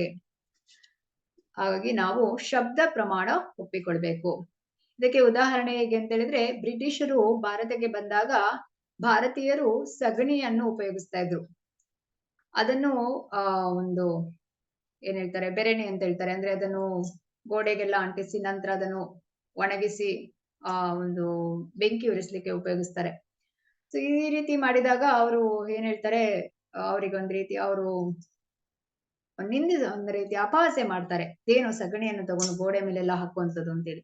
ನಂತರ ಅವರು ಎಷ್ಟೋ ವರ್ಷಗಳ ಕಾಲ ಅದರ ಇನ್ವೆಸ್ಟಿಗೇಷನ್ ಮಾಡ್ತಾರೆ, 50 ವರ್ಷ ಅದನ್ನೆಲ್ಲ ಇನ್ವೆಸ್ಟಿಗೇಷನ್ ಮಾಡಿ ಮತ್ತೆ ಅವರು ಒಂದು ನಿರ್ಧಾರಕ್ಕೆ ಬರ್ತಾರೆ, ಹೌದು ಸಗಣಿ ಪ್ಯೂರ್, ಅದು ಸೈಂಟಿಫಿಕ್ ಆಗಿ ಅವರು ಪ್ರೂವ್ ಮಾಡ್ತಾರೆ. ಅಂದ್ರೆ ಇಲ್ಲಿ ಆಲ್ರೆಡಿ ಶಾಸ್ತ್ರದಲ್ಲಿ ಹೇಳಿದ್ದಾರೆ, ಆಚಾರ್ಯರು ಎಲ್ಲ ಕೊಟ್ಟಿದ್ದಾರೆ, ಅದನ್ನ ಒಪ್ಪಿಕೊಂಡ್ರೆ ನಮ್ಗೆ ಯಾವುದೇ ಲಾಸ್ ಇಲ್ಲ. ಇಲ್ಲದ್ರೆ ಇವರು ಆ ಒಂದು ರಿಸರ್ಚ್ ಮಾಡ್ಲಿಕ್ಕೆ ಹೋದ್ರೆ ಎಲ್ಲ ವೇಸ್ಟ್, ಟೈಮ್ ವೇಸ್ಟ್, ಹಣ ವೇಸ್ಟ್, ಎಲ್ಲ ಕೂಡ ವೇಸ್ಟ್. ಆದ್ರೆ ನಾವು ಶಾಸ್ತ್ರವನ್ನು ಫಾಲೋ ಮಾಡ್ಬೇಕು, ಶಾಸ್ತ್ರದಲ್ಲಿ, ಯಾಕೆಂದ್ರೆ ಅದು ಶಬ್ದ ಪ್ರಮಾಣ ಯಾವಾಗ್ಲೂ ಒಳ್ಳೆಯದು. ಸೊ ಇಲ್ಲಿ ನಾವು ಒಂದು 3 ಸಾಕ್ಷಾತ್ಕಾರದ ಬಗ್ಗೆ ತಿಳಿದುಕೊಳ್ಳಲಿದ್ದೇವೆ ಈಗ. ಹೇಗೆ ಅಂತ ಹೇಳಿದ್ರೆ, ಈಗ ಬ್ರಹ್ಮೇತಿ, ಪರಮಾತ್ಮೇತಿ, ಭಗವಾನ್ ಸಾಕ್ಷಾತ್ಕಾರ. ಬ್ರಹ್ಮೇತಿ ಅಂತ ಹೇಳಿದ್ರೆ ಈಗ ನೀವು ಸೂರ್ಯನ ಕಿರಣವನ್ನು ನೋಡ್ತೀರಾ, ಸೂರ್ಯನ ಕಿರಣ. ಅದೇ ರೀತಿ ಭಗವಂತ ದೇಹದಿಂದ ಬರುವಂತಹ ಕಾಂತಿ ಏನಿದೆ ಅದಕ್ಕೆ ಬ್ರಹ್ಮೇತಿ ಸಾಕ್ಷಾತ್ಕಾರ ಅಂತ ಹೇಳಲಾಗ್ತದೆ. ನಂತರ ಸೂರ್ಯನ ಮೇಲ್ಮೈ, ಇದು ಪರಮಾತ್ಮೇತಿ ಸಾಕ್ಷಾತ್ಕಾರ ಹೇಳಿದ್ರೆ, ಈಗ ಸೂರ್ಯನ ಕಿರಣ ನೋಡಿ ಆಯ್ತು, ಸೂರ್ಯನ ಮೇಲ್ಮೈ ಅಂತ ಹೇಳಿದ್ರೆ ಇಲ್ಲಿ ಭಗವಂತನ ದೇಹ ಕಾಂತಿಯನ್ನು ನೋಡಿ ಆಯ್ತು, ಅದು ಬ್ರಹ್ಮೇತಿ ಸಾಕ್ಷಾತ್ಕಾರ. ಆದ್ರೆ ನಂತರ ನಮ್ಮೆಲ್ಲರ ಹೃದಯದಲ್ಲಿ ಪರಮಾತ್ಮ ಕ್ಷೀರೋದಕಶಾಯ ವಿಷ್ಣು ಪರಮಾತ್ಮನಾಗಿದ್ದಾನೆ, ಅದು ಪರಮಾತ್ಮೇತಿ ಸಾಕ್ಷಾತ್ಕಾರ ಆಯ್ತು. ಇದೆಲ್ಲವೂ ಕೂಡ ಪಾರ್ಷಿಯಲ್ ರಿಯಲೈಸೇಷನ್, ಇದು ಪೂರ್ತಿ ಸಾಕ್ಷಾತ್ಕಾರ ಅಲ್ಲ. ಇದು ಬ್ರಹ್ಮೇತಿ ಸಾಕ್ಷಾತ್ಕಾರ ಯಾರು ಮಾಡ್ಕೊಳ್ತಾರೆ ಅಂದ್ರೆ ಜ್ಞಾನಿಯವರು ಅಷ್ಟೇ ಬ್ರಹ್ಮೇತಿ ಸಾಕ್ಷಾತ್ಕಾರ. ಅಂದ್ರೆ ನಾನು ಈ ದೇಹವಲ್ಲ, ನಾನು ಆತ್ಮ ಅಂತ ಅವ್ರು ಒಪ್ಪಿಕೊಳ್ತಾರೆ. ಇನ್ನು ಪರಮಾತ್ಮೇತಿ ಸಾಕ್ಷಾತ್ಕಾರ ಅಂತ ಹೇಳಿದ್ರೆ ಯೋಗಿರವರಿಗೆ ಪರಮಾತ್ಮೇತಿ ಸಾಕ್ಷಾತ್ಕಾರ ಮಾಡಿಕೊಳ್ತಾರೆ. ಅಂದ್ರೆ ಅವರಿಗೆ ನಾನು ಈ ದೇಹವಲ್ಲ, ಆತ್ಮ ಅಂತ ಗೊತ್ತಿದೆ, ಪರಮಾತ್ಮ ಇದ್ದಾನೆ ಅಂತ ಗೊತ್ತಿದೆ. ಇನ್ನು ಭಕ್ತರು, ಇವರು ಭಗವಾನ್ ಸಾಕ್ಷಾತ್ಕಾರ ಅಂತ ಹೇಳಿದ್ರೆ, ಈಗ ಸೂರ್ಯನ ಕಿರಣ ಬರುತ್ತೆ, ಸೂರ್ಯನ ಮೇಲ್ಮೈ ಸೂರ್ಯಗ್ರಹ ಆಯ್ತು, ಮತ್ತೆ ಸೂರ್ಯಗ್ರಹದಲ್ಲಿ ಸೂರ್ಯದೇವ ಇದ್ದಾನೆ, ವಿವಸ್ವಾನ್ ಇದ್ದಾನೆ. ಹಾಗೆ ಇಲ್ಲಿ ಗೋಲೋಕದಲ್ಲಿ ಕೃಷ್ಣ ಇದ್ದಾನೆ, ಭಗವಾನ್ ಸಾಕ್ಷಾತ್ಕಾರ. ಭಕ್ತರಿಗೆ ಗೊತ್ತಾಗಿರುತ್ತೆ, ನಾನು ಈ ದೇಹವಲ್ಲ, ನಾನು ಆತ್ಮ, ಪರಮಾತ್ಮನ ಬಗ್ಗೆ ಗೊತ್ತಿರ್ತದೆ ಮತ್ತು ಭಗವಾನ್ ಬಗ್ಗೆ ಗೊತ್ತಿರುತ್ತೆ.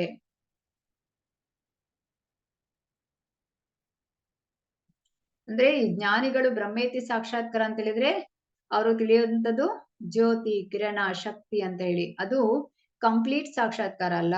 ಇನ್ನು ಯೋಗಿನವರು ಅವರು ಕೂಡ ಹಾಗೆ ಅವರು ಪರಮಾತ್ಮತೆ ಸಾಕ್ಷಾತ್ಕಾರ, ಅದು ಕೂಡ ಕಂಪ್ಲೀಟ್ ಅಲ್ಲ. ಮುಂದೆ ಭಕ್ತರಿಗೆ ತಿಳಿದಿರುತ್ತದೆ. ಭಗವಾನ್ ಸಾಕ್ಷಾತ್ಕಾರ, ಅದು ಭಗವಾನ್ ಸಾಕ್ಷಾತ್ಕಾರ ಆದ್ರೆ ಮಾತ್ರ ವೈಕುಂಠಕ್ಕೆ ಹೋಗ್ಲಿಕ್ಕೆ ನಮಗೆ ಸಾಧ್ಯ ಇದೆ. ಯಾಕಂದ್ರೆ ವೈಕುಂಠದ ಒಳಗೆ ಕೃಷ್ಣ ಇದ್ದಾನೆ. ಇದು ಪರಿಪೂರ್ಣ ಸಾಕ್ಷಾತ್ಕಾರ. ಪರಿಪೂರ್ಣ ಸತ್ಯದ 3 ಅಂಶಗಳನ್ನು ಅರ್ಥ ಮಾಡಿಕೊಳ್ಳುವುದು. ಬ್ರಹ್ಮನ್, ಪರಮಾತ್ಮ, ಭಗವಾನ್. ಶ್ರೀಮದ್ ಭಾಗವತದಲ್ಲಿ ಪರಮಸತ್ಯದ ಈ ಕಲ್ಪನೆಯನ್ನು ಅಂದ್ರೆ 1ನೇ ಸ್ಕಂದದ 2ನೇ ಅಧ್ಯಾಯದ 11ನೇ ಶ್ಲೋಕದಲ್ಲಿ ಹೀಗೆ ವಿವರಿಸಿದೆ. ವದಂತಿ ತತ್ವವಿದಸ್ತತ್ವಂ ಯಜ್ಞಾನಮದ್ವಯಂ ಬ್ರಹ್ಮೇತಿ ಪರಮಾತ್ಮೇತಿ ಭಗವಾನಿತಿ ಶಬ್ದತೆ. ಪರಮಸತ್ಯದ 3 ಅವಸ್ಥೆಗಳನ್ನು ಬ್ರಹ್ಮನ್, ಪರಮಾತ್ಮ ಮತ್ತು ಭಗವಾನ್ ಎಂದು ಕರೆಯುತ್ತಾರೆ.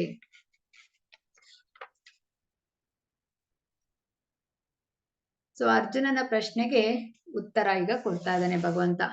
ಮೊದಲನೇ ಪ್ರಶ್ನೆ ಏನು ಬಂದು, ನಾನು ಯಾರು? ಮೊದಲನೇ ಪ್ರಶ್ನೆ ಹೇಳ್ತಾನೆ, ಸ್ವಜನ ಮೋಹ ಇರ್ತದೆ ಅರ್ಜುನನಿಗೆ. ತನ್ನ ಈ ಒಂದು ಬಂಧು ಬಳಗದವರನ್ನೆಲ್ಲ ಸಾಯಿಸಿದ್ರೆ ನನಗೆ ಅಂದ್ರೆ ಒಂದು ಅನುಕಂಪ ಉಂಟಾಗುತ್ತೆ ಅವನಿಗೆ. ಅದಕ್ಕೆ ಇಲ್ಲಿ ಭಗವಂತ ಉತ್ತರ ಕೊಡ್ತಾನೆ, ದೇಹಿನೋಸ್ಮಿ ನ್ಯತಾ ದೇಹೇ ಕೌಮಾರಂ ಯೌವನಂ ಜರಾ ತಥಾ ದೇಹಾಂತರ ಪ್ರಾಪ್ತಿ ಧೀರಸ್ತತ್ರ ನ ಮುಹ್ಯತಿ. ದೇಹಸ್ಥ ಆತ್ಮವು ಈ ದೇಹದಲ್ಲಿ ಬಾಲ್ಯದಿಂದ ಯೌವನಕ್ಕೆ ಮುಪ್ಪಿಗೆ ಒಂದೇ ಸಮನೆ ಸಾಗುವ ರೀತಿಯಲ್ಲೇ ಆತ್ಮವು ಸಾವಿನ ನಂತರ ಮತ್ತೊಂದು ದೇಹಕ್ಕೆ ಸಾಗುತ್ತದೆ. ಧೀರನಾದವನು ಇದರಿಂದ ಗೊಂದಲಕ್ಕೆ ಒಳಗಾಗುವುದಿಲ್ಲ. ಇಲ್ಲಿ ಸ್ಥೂಲ ಶರೀರ ತಿಳಿದ್ರೆ ಐಹಿಕ ಶರೀರ, ಇದು ಸಾವಿನಿಂದ ನಾಶವಾಗ್ತದೆ. ಸೂಕ್ಷ್ಮ ಶರೀರ ಅಂತ ಹೇಳಿದ್ರೆ ಮನಸ್ಸು, ಬುದ್ಧಿ, ಅಹಂಕಾರ ಮತ್ತು ಆತ್ಮ. ಈ ಮರಣ ನಂತರ ಏನಾಗುತ್ತೆ, ಈ ಆತ್ಮ ಮತ್ತೆ ಸೂಕ್ಷ್ಮ ಶರೀರ ಅಂತ ಹೇಳಿದ್ರೆ ಈ ಮನಸ್ಸು, ಬುದ್ಧಿ, ಅಹಂಕಾರ ಅದು ಇನ್ನೊಂದು ಶರೀರಕ್ಕೆ ಹೋಗುವಂಥದ್ದು.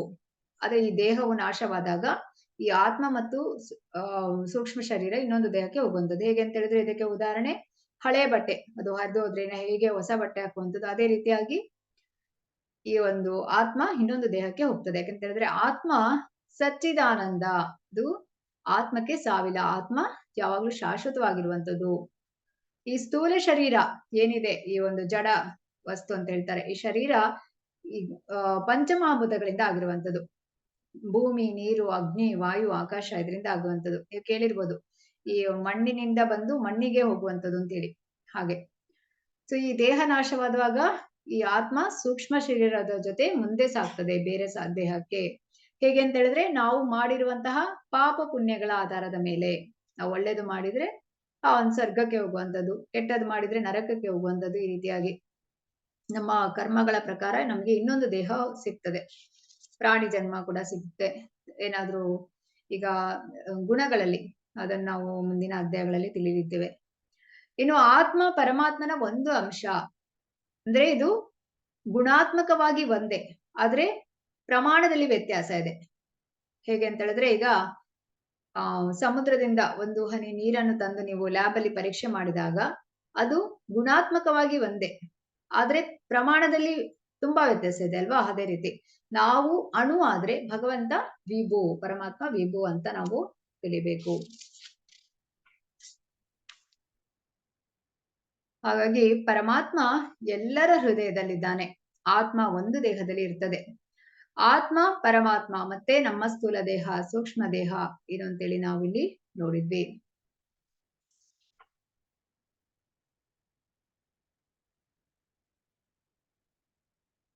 ಹಾಗೆ ಇಲ್ಲಿ ಹೇಳುವಂಥದ್ದು, ಧೀರನಾದವನು ದೇಹಗಳ ಬದಲಾವಣೆಯಿಂದ ಮೋಸ ಹೋಗೋದಿಲ್ಲ, ಸಾವಿನ ಸಮಯದಲ್ಲಿ ದುಃಖಕ್ಕೊಳಗಾಗೋದಿಲ್ಲ ಅಂತೇಳಿ. ಯಾಕೆಂದ್ರೆ ದೇಹ ನಾಶವಾಗ್ತದೆ, ಆತ್ಮಕ್ಕೆ ಸಾವಿರೋದಿಲ್ಲ.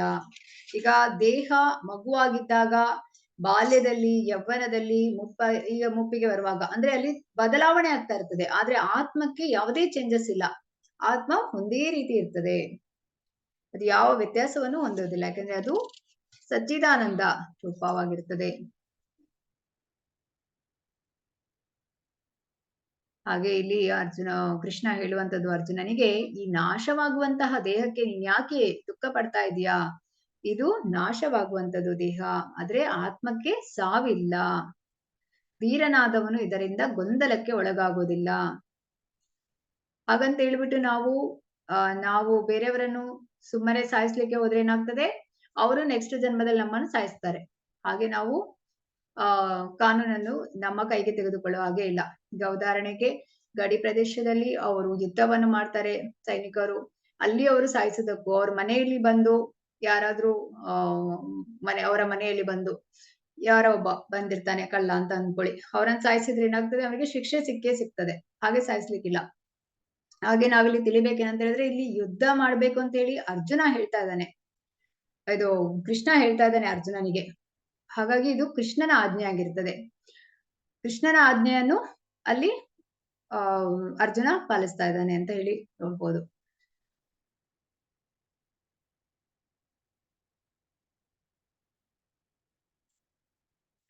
ನೈನಂ ಚಿಂದಂತಿ ಶಸ್ತ್ರಾಣಿ ನೈನಂ ದಹತಿ ಪಾವಕಃ ನ ಚೈನಂ ಕ್ಲೇದಯಂತ್ಯಾಪೋ ನ ಶೋಷಯತಿ ಮಾರುತಃ.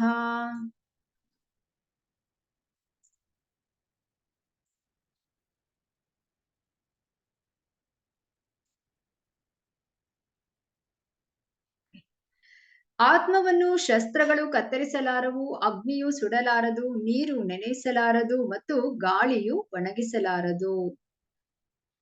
ಇಲ್ಲಿ ಆತ್ಮವು ಎಷ್ಟು ಚಿಕ್ಕದಾಗಿರ್ತದೆ ಅಂತ ಹೇಳಿದ್ರೆ, ನಮ್ಮ ಕೂದಲಿನ ತುದಿಯನ್ನು 10,000 ಭಾಗ ಮಾಡಿದ್ರೆ ಅದರಲ್ಲಿ 1 ಭಾಗದಷ್ಟಿರ್ತದೆ. ಸೊ ಅದನ್ನು ವಿಜ್ಞಾನಿಗಳು ಕೂಡ ಮೈಕ್ರೋಸ್ಕೋಪ್ ಅಲ್ಲಿ ನೋಡ್ಲಿಕ್ಕೆ ಸಾಧ್ಯ ಇಲ್ಲ, ಇನ್ನು ಕೂಡ ಅದನ್ನು ಕಂಡುಹಿಡಿಯಲು ಆಗ್ಲಿಲ್ಲ. ಸೊ ಹಾಗಾಗಿ ಆತ್ಮವನ್ನು ಯಾವುದೇ ಶಸ್ತ್ರಗಳಿಂದ ಕತ್ತರಿಸೋಕ್ಕಾಗೋದಿಲ್ಲ, ಹಾಗೆ ಅಗ್ನಿಯಿಂದ ಸುಡ್ಲಿಕ್ಕೆ ಆಗೋದಿಲ್ಲ, ನೀರಿನಿಂದ ನೆನೆಸ್ಲಿಕ್ಕೂ ಆಗೋದಿಲ್ಲ, ಗಾಳಿಯಿಂದ ಒಣಗಿಸ್ಲಿಕ್ಕೂ ಆಗೋದಿಲ್ಲ.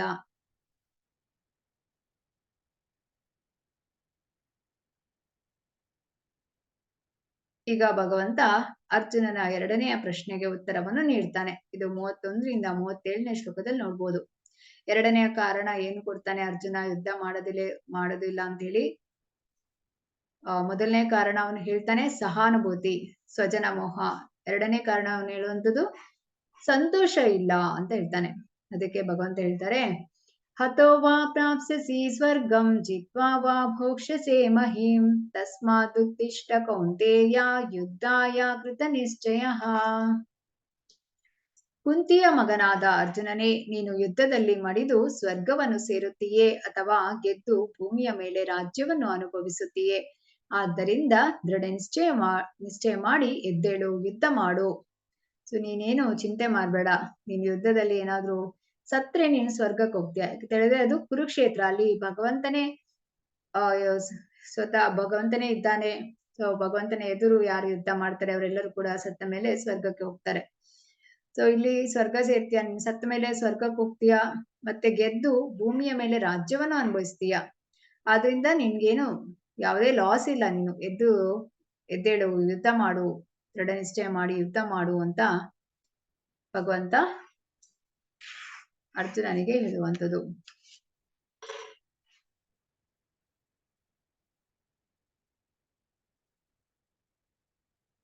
ಇದು ಈಗ ಸ್ವರ್ಗದಲ್ಲಿ ಈ ರೀತಿಯಾಗಿ ಸ್ವರ್ಗಕ್ಕೆ ಹೋಗ್ಬೋದು, ಯುದ್ಧದಲ್ಲಿ ಸತ್ರೆ ಸ್ವರ್ಗಕ್ಕೆ ಹೋಗ್ಬೋದು, ಇಲ್ಲ ರಾಜ್ಯವನ್ನು ಆಳ್ಬೋದು.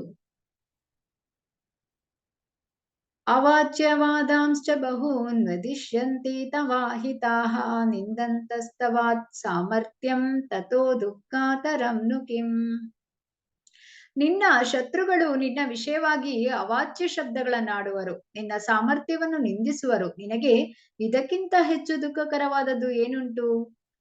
ಸೊ ಈಗ ನೀನು ಯುದ್ಧ ಬಿಟ್ಟು ಕಾಡಿಗೆ ಹೋಗ್ತೀನಿ ಅಂತ ಹೇಳ್ತೀಯ. ಅವಾಗ ದುರ್ಯೋಧನ ಮತ್ತಿತರರು ಏನ್ ಮಾಡ್ತಾರೆ, ಅವನ್ಗೆ ಯುದ್ಧ ಮಾಡ್ಲಿಕ್ಕೆ ಆಗೋದಿಲ್ಲ, ಅವನು ಹೋಗ್ತಾ ಇದ್ದಾನೆ ಅಂತೇಳಿ ತಮಾಷೆ ಮಾಡಿ ನಗಾಡೋದಿಲ್ವಾ? ಅದಕ್ಕಿಂತ ಬೇಸರವಾದ ಒಂದು ದುಃಖಕರವಾದ ಸಂಗತಿ ಇನ್ನೇನಿದೆ ಅಂತ ಹೇಳಿ ಇಲ್ಲಿ ಕೃಷ್ಣ ಅರ್ಜುನನಿಗೆ ಹೇಳ್ತಾ ಇರೋದು.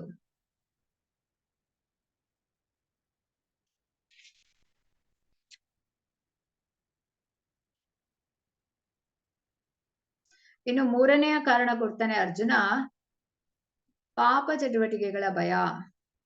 ಈ ಒಂದು ಯಾರೆಲ್ಲ ಕುಟುಂಬದವರಿದ್ದಾರೆ ಅವರನ್ನೆಲ್ಲ ಸಾಯಿಸಿದ್ರೆ ಏನ್ ಬರುತ್ತೆ, ಪಾಪ ಬರುತ್ತೆ ಅಂತ ಹೇಳಿ. ಅದಕ್ಕೆ ಭಗವಂತ ಹೇಳ್ತಾನೆ, ನೇಹಾಭಿಕ್ರಮನಾಶೋ ಅಸ್ತಿ ಪ್ರತ್ಯವಾಯೋ ನ ವಿದ್ಯತೆ ಸ್ವಲ್ಪಮಪ್ಯಸ್ಯ ಧರ್ಮಸ್ಯ ತ್ರಾಯತೆ ಮಹತೋ ಭಯಾತ್.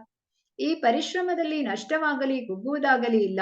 ಈ ಮಾರ್ಗದಲ್ಲಿ ಸಾಧಿಸುವ ಸ್ವಲ್ಪ ಪ್ರಗತಿಯು ಮನುಷ್ಯನನ್ನು ಮಹಾಭಯದಿಂದ ಕಾಪಾಡುತ್ತದೆ. ಸ್ವಲ್ಪಮಪ್ಯಸ್ಯ ಧರ್ಮಸ್ಯ ತ್ರಾಯತೆ ಮಹತೋ ಭಯಾತ್. ಆಧ್ಯಾತ್ಮಿಕದಲ್ಲಿ ಸ್ವಲ್ಪ ಮಾಡಿದ್ರು ಕೂಡ ಭಗವಂತ ಅದನ್ನು ನೆನಪಿಟ್ಕೊಂಡು ಮುಂದಿನ ಜನ್ಮಕ್ಕೆ ನಮಗೆ ಅದು ಕ್ಯಾರಿ ಫಾರ್ವರ್ಡ್ ಆಗುತ್ತೆ. ಹಾಗಾಗಿ ಆಧ್ಯಾತ್ಮಿಕದಲ್ಲಿ ಈ ಒಂದು ಭಗವಂತನ ಸೇವೆಯಲ್ಲಿ ನಾವು ತೊಡಗಿಸಿಕೊಂಡ್ರೆ ಯಾವುದೇ ಪಾಪ ಚಟುವಟಿಕೆಗಳ ಭಯವಿಲ್ಲ. ಈಗ ಹನುಮಂತನಿಗೆ ಸಿಟ್ಟಿತ್ತು. ಆ ಕೋಪವನ್ನು ಅವನು ಭಗವಂತನ ಸೇವೆಗಾಗಿ ಉಪಯೋಗಿಸುವಂಥದ್ದು. ಈ ರೀತಿಯಾಗಿ ಭಗವಂತನ ಸೇವೆಗಾಗಿ ಮಾಡ್ಬೇಕು. ಈಗ ಅರ್ಜುನ ಏನ್ ಮಾಡ್ಬೇಕಂತ ಹೇಳಿದ್ರೆ ಯುದ್ಧ ಮಾಡ್ಬೇಕು. ಯುದ್ಧ ಮಾಡ್ಬೇಕಾದ್ರೆ ಅವನಿಗೆ ಆ ಒಂದು ಸಿಟ್ಟಿದ್ರೆ ಮಾತ್ರ ಯುದ್ಧ ಮಾಡ್ಲಿಕ್ಕೆ ಆಗ್ತದೆ. ಅವನು ಏನ್ ಮಾಡ್ತಾ ಇದ್ದಾನೆ, ಒಂದು ರಾಂಗ್ ಪ್ಲೇಸ್ ಅಲ್ಲಿ ಹೋಗಿ ಅವನ ಅನುಕಂಪವನ್ನು ತೋರಿಸ್ತಾ ಇದ್ದಾನೆ. ಯುದ್ಧ ಭೂಮಿಗೆ ಹೋಗ್ಬಿಟ್ಟು ಅವನು ಈ ಒಂದು ಸ್ವಜನ ಮೋಹ, ಸಂತೋಷವಿಲ್ಲ, ಪಾಪ ಬರುತ್ತೆ, ಈ ರೀತಿಯಾಗಿ ಎಲ್ಲ ಹೇಳ್ತಾ ಇದ್ದಾನೆ. ಆದ್ರೆ ಭಗವಂತನೇ ಆಜ್ಞೆ ಕೊಟ್ಟಿದ್ದಾನೆ, ಆರ್ಡರ್ ಮಾಡಿದ್ದಾನೆ, ನೀನು ಯುದ್ಧ ಮಾಡು ಅಂತ ಹೇಳಿ. ಹಾಗಾಗಿ ಸ್ವಲ್ಪಮಪ್ಯಸ್ಯ ಧರ್ಮಸ್ಯ ತ್ರಾಯತೆ ಮಹತೋ ಭಯಾತ್. ಇಲ್ಲಿ ಸ್ವಲ್ಪ ಮಾಡಿದ್ರು ಕೂಡ ಭಗವಂತ ಆಧ್ಯಾತ್ಮಿಕದಲ್ಲಿ ಸ್ವಲ್ಪ ಮಾಡಿದ್ರು ಕೂಡ ಅವನಿಗೇನು ಲಾಸ್ ಇಲ್ಲ. ಈ ಪರಿಶ್ರಮದಲ್ಲಿ ನಷ್ಟವಾಗಲಿ ಕುಗ್ಗುವುದಾಗಲಿ ಇಲ್ಲ. ಈ ಮಾರ್ಗದಲ್ಲಿ ಸಾಧಿಸುವ ಸ್ವಲ್ಪ ಪ್ರಗತಿಯು ಮನುಷ್ಯನನ್ನು ಮಹಾಭಯದಿಂದ ಕಾಪಾಡ್ತದೆ. ಏನಿದು ಮಹಾಭಯ? ನಾವೀಗ ಈಗ ನೀವು 18 ದಿವಸಗಳ ಕ್ಲಾಸ್ ಅನ್ನು ಕೇಳಲಿಕ್ಕೆ ಬಂದಿದ್ದೀರಿ. ಸೊ 18 ದಿವಸಗಳು ಕೂಡ ಕ್ಲಾಸ್ ಕೇಳಿ, ಮತ್ತೆ ನೀವು 1 ರೌಂಡ್ ಜಪ ಮಾಡಿ. ಇದರಿಂದ ಏನಾಗ್ತದೆ, ನೀವು ಸ್ವಲ್ಪ ಮಾಡಿದಾಗೆ ಆಗ್ತದೆ, ಆದ್ರೂ ಕೂಡ ನಿಮ್ಗೆ ಲಾಸ್ ಇಲ್ಲ. ನಂತರ ನೀವು ಲೆವೆಲ್ 2 ಈ ರೀತಿಯಾಗಿ ಕಂಟಿನ್ಯೂ ಮಾಡ್ಕೊಂಡು ಹೋಗಿ. ಇಲ್ಲಿ ನಾವು ಏನ್ ತಿಳಿಬೇಕಂತ ಹೇಳಿದ್ರೆ, ಮಹಾಭಯ ಅಂತ ಹೇಳಿದ್ರೆ ಇಲ್ಲಿ ಏನ್ ಹೇಳ್ತಾ ಇದ್ದಾರೆ, ಮಹಾಭಯದಿಂದ ಕಾಪಾಡುತ್ತದೆ ಅಂತ ಹೇಳಿದ್ರೆ, ಈಗ ಕೃಷ್ಣ ಪ್ರಜ್ಞೆಯಲ್ಲಿ ಈಗ ನೀವು ಏನಾದ್ರೂ 18 ದಿವಸಗಳ ಕ್ಲಾಸ್ ಕೇಳಿಕ್ ಬಂದಿಲ್ಲ ಅಂತ ಹೇಳಿದ್ರೆ, ಈಗ ಯಾರು ನೀವು ಯಾರನ್ನೋ ಕರೆದಿರ್ತೀರಾ, ಅವ್ರು ಬಂದಿಲ್ಲ ಅಂತ ಹೇಳಿದ್ರೆ ಅವ್ರಿಗೆ ಲಾಸ್ ಏನಂತ ಹೇಳಿದ್ರೆ, ಅವರು ಭಗವದ್ಗೀತೆಯನ್ನು ತಿಳಿದುಕೊಳ್ಳಿಲ್ಲ ಅಂದ್ರೆ, ಭಗವಂತನ ಸಂದೇಶವನ್ನು ಅವ್ರಿಗೆ ಗೊತ್ತಿಲ್ಲ ಅಂತ ಹೇಳಿದ್ರೆ, ಈ ಕೃಷ್ಣ ಪ್ರಜ್ಞೆಗೆ ಬರ್ಲಿಲ್ಲ ಅಂತ ಹೇಳಿದ್ರೆ ಅವರಿಗೆ ನೆಕ್ಸ್ಟ್ ಜನ್ಮ ಅವರಿಗೆ ಪ್ರಾಣಿ ಜನ್ಮ ಸಿಗುತ್ತೆ. ಅವ್ರು ಸಾಯುವಾಗ ಯಾವ ಒಂದು ಭಾವನೆಯಿಂದ ಸಾಯ್ತಾರೆ, ಯಾವ ಒಂದು ಡಿಸೈರ್ಸ್ ಅನ್ನು ಇಟ್ಕೊಂಡು ಸಾಯ್ತಾರೆ. ಈಗ ಉದಾಹರಣೆಗೆ ಕೆಲವರಿಗೆ ಹೆಚ್ಚು ಮಾಂಸ ತಿನ್ಬೇಕು ಅಂತ ಆಸೆ ಇದ್ರೆ ಅವ್ರು ನೆಕ್ಸ್ಟ್ ಜನ್ಮದಲ್ಲಿ ಸಿಂಹ ಆಗ್ಬೋದು, ಹುಲಿ ಆಗ್ಬೋದು, ಈ ರೀತಿಯಾಗಿ. ಅಥವಾ ಈಗ ಹೆಚ್ಚು ನೀರಿನಲ್ಲಿ ಈಜ್ಬೇಕು ಅಂತ ಇದ್ರೆ ಅವ್ರಿಗೆ ಏನಾಗ್ತದೆ, ನೆಕ್ಸ್ಟ್ ಜನ್ಮದಲ್ಲಿ ಮೀನಾಗಿ ಅವರು ಹುಡ್ತಾರೆ ಅಂತ ಹೇಳಲಾಗ್ತದೆ. ಹಾಗೆ ಇಲ್ಲಿ ಮಹಾಭಯ ಯಾವ್ದು ಕೂಡ ಈ ಮನುಷ್ಯ ಜನ್ಮ ಅಂತ ಹೇಳಿದ್ರೆ ಅದು ಶ್ರೇಷ್ಠ ಜನ್ಮ, ಅದ್ರ ನೆಕ್ಸ್ಟ್ ಡಿಗ್ರೇಡೇಷನ್, ಈ ಪ್ರಾಣಿ ಜನ್ಮ ಸಿಗ್ಬಾರ್ದು. ಹಾಗಾಗಿ ಇಲ್ಲಿ ಪ್ರಭುಪಾದರು ಹೇಳ್ತಾರೆ, ಅವರ ಶಿಷ್ಯರಿಗೆ ನೀವೆಲ್ಲರೂ ಕೂಡ ಮಹಾಭಯದಿಂದ ಪಾರಾಗಿದ್ದೀರಿ ಅಂತ ಹೇಳ್ತಾರೆ. ಅವಾಗ ಶಿಷ್ಯರು ಕೇಳ್ತಾರೆ, ಏನು ಅದು ಆಚಾರ್ಯರೇ, ನೀವೆಲ್ಲರೂ ಕೂಡ ನೆಕ್ಸ್ಟ್ ಜನ್ಮದಲ್ಲಿ ನಿಮ್ಗೆ ಪ್ರಾಣಿ ಜನ್ಮ ಸಿಗೋದಿಲ್ಲ ಅಂತ ಹೇಳಿ. ಇನ್ನು 4ನೆಯ ಒಂದು ಕಾರಣವನ್ನು ಕೊಡ್ತಾನೆ, ಕುಟುಂಬ ಸಂಪ್ರದಾಯಗಳು ನಾಶವಾಗ್ತದೆ ಅಂತೇಳಿ. ಅದಕ್ಕೆ ಭಗವಂತ ಉತ್ತರಿಸ್ತಾ ಇದ್ದಾನೆ, ಯಾವನರ್ಥ ಉದಾಪಾನೆ ಸರ್ವತಾ ಸಂಪ್ಲುತೋದಕೆ ತಾವಾನ್ ಸರ್ವೇಷು ವೇದೇಶು ಬ್ರಾಹ್ಮಣಸ್ಯ ವಿಜಾನತಃ. ಒಂದು ಸಣ್ಣ ಬಾವಿ ಮಾಡುವ ಕೆಲಸವನ್ನೆಲ್ಲ ದೊಡ್ಡ ಜಲಾಶಯವು ಮಾಡಬಲ್ಲದು. ಹಾಗೆಯೇ ವೇದಗಳ ಹಿಂದಿರುವ ಉದ್ದೇಶಗಳನ್ನು ತಿಳಿದವನಿಗೆ ವೇದಗಳ ಎಲ್ಲಾ ಪ್ರಯೋಜನವೂ ಆಗುತ್ತದೆ. ಇಲ್ಲಿ ತಂದೆ ಮಗನಿಗೆ ಹೇಗೆ ಈ ಒಂದು ಧೋತಿಯನ್ನು ಉಡುವುದು ಅಂತೇಳಿ ಹೇಳಿಕೊಡ್ತಾ ಇದ್ದಾನೆ. ಸೊ ಇಲ್ಲಿ ಏನ್ ಹೇಳ್ತಾ ಇದ್ದಾನೆ, ಅರ್ಜುನ ಇವರನ್ನೆಲ್ಲ ಈ ಸೈನಿಕರನ್ನೆಲ್ಲ ಸಾಯಿಸಿದ್ರೆ ಏನಾಗುತ್ತೆ, ಕುಟುಂಬ ಸಂಪ್ರದಾಯಗಳು ನಾಶ ಆಗುತ್ತೆ. ಆ ಒಂದು ಯಾರು ಅವರ ಮನೆಯಲ್ಲಿ ಆ ಪತ್ನಿ ಮಕ್ಕಳು ಎಲ್ಲರಿಗೂ ಸರಿಯಾದ ಮಾರ್ಗದರ್ಶನ ಇರೋದಿಲ್ಲ. ವರ್ಣಶಂಕರರು ಅಂದ್ರೆ ವರ್ಣಶಂಕರ್ ಅಂತ ಹೇಳಿದ್ರೆ ಈ ಕುಟುಂಬ ಸಂಪ್ರದಾಯ ಅಂತ ಹೇಳಿದ್ರೆ ಹೀಗೆ ಮೊದಲು ಭಗವಂತ ಈ ಒಂದು 4 ವರ್ಣ 4 ಆಶ್ರಮವನ್ನು ಮಾಡುವಂಥದ್ದು, ಬ್ರಾಹ್ಮಣ, ಕ್ಷತ್ರಿಯ, ವೈಶ್ಯ, ಶೂದ್ರ. ಸೊ ಈ ಸಂಪ್ರದಾಯಗಳನ್ನೆಲ್ಲ ಹಿರಿಯರು ಕೊಟ್ಟಿರುವಂತದ್ದು. ಹಾಗೆ ಫಾಲೋ ಮಾಡ್ತಾ ಬಂದ್ರೆ ಏನಾಗುತ್ತೆ, ಕುಟುಂಬ ಸಂಪ್ರದಾಯಗಳು ಹಾಗೆ ಮುಂದುವರಿತಾ ಹೋಗುತ್ತೆ. ಇಲ್ಲದಿದ್ರೆ ಏನಾಗುತ್ತೆ, ಅಲ್ಲಿ ಮನೆಯಲ್ಲಿ ಆ ಒಂದು ಗೈಡ್ ಮಾಡುವವರು ಇಲ್ಲ ಅಂತ ಹೇಳಿದ್ರೆ ಅದ್ ನಾಶವಾಗ್ತದೆ ಅಂತೇಳಿ ಅರ್ಜುನ ಹೇಳ್ತಾನೆ. ಆದ್ರೆ ಇಲ್ಲಿ ಭಗವಂತ ಹೇಳ್ತಾನೆ, ಯುಧಿಷ್ಠಿರನಂತವನು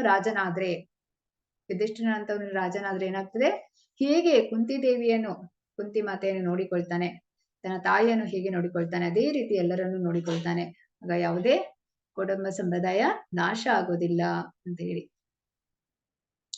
ಇನ್ನು 5ನೇ ಕಾರಣ ಕೊಡುವಂಥದ್ದು ನಿರ್ಣಯವಿಲ್ಲ ಅಂತ ಹೇಳ್ತಾನೆ. ಯಾವ್ದು ನಿರ್ಧಾರ ಮಾಡ್ಬೇಕು ಅಂತ ಗೊತ್ತಾಗ್ತಾ ಇಲ್ಲ ಅರ್ಜುನ, ಇದು ಕೃಷ್ಣ ಅಂತ ಹೇಳಿದಾಗ ಭಗವಂತ ಹೇಳ್ತಾನೆ, ವ್ಯವಸಾಯಾತ್ಮಿಕ ಬುದ್ಧಿ ರೇಖೇಹ ಕುರು ನಂದನ ಬಹುಶಾಖ ಹೆನಂತಾಶ್ಚ ಬುದ್ಧಯೋ ವ್ಯವಸಾಯಿನಾಂ.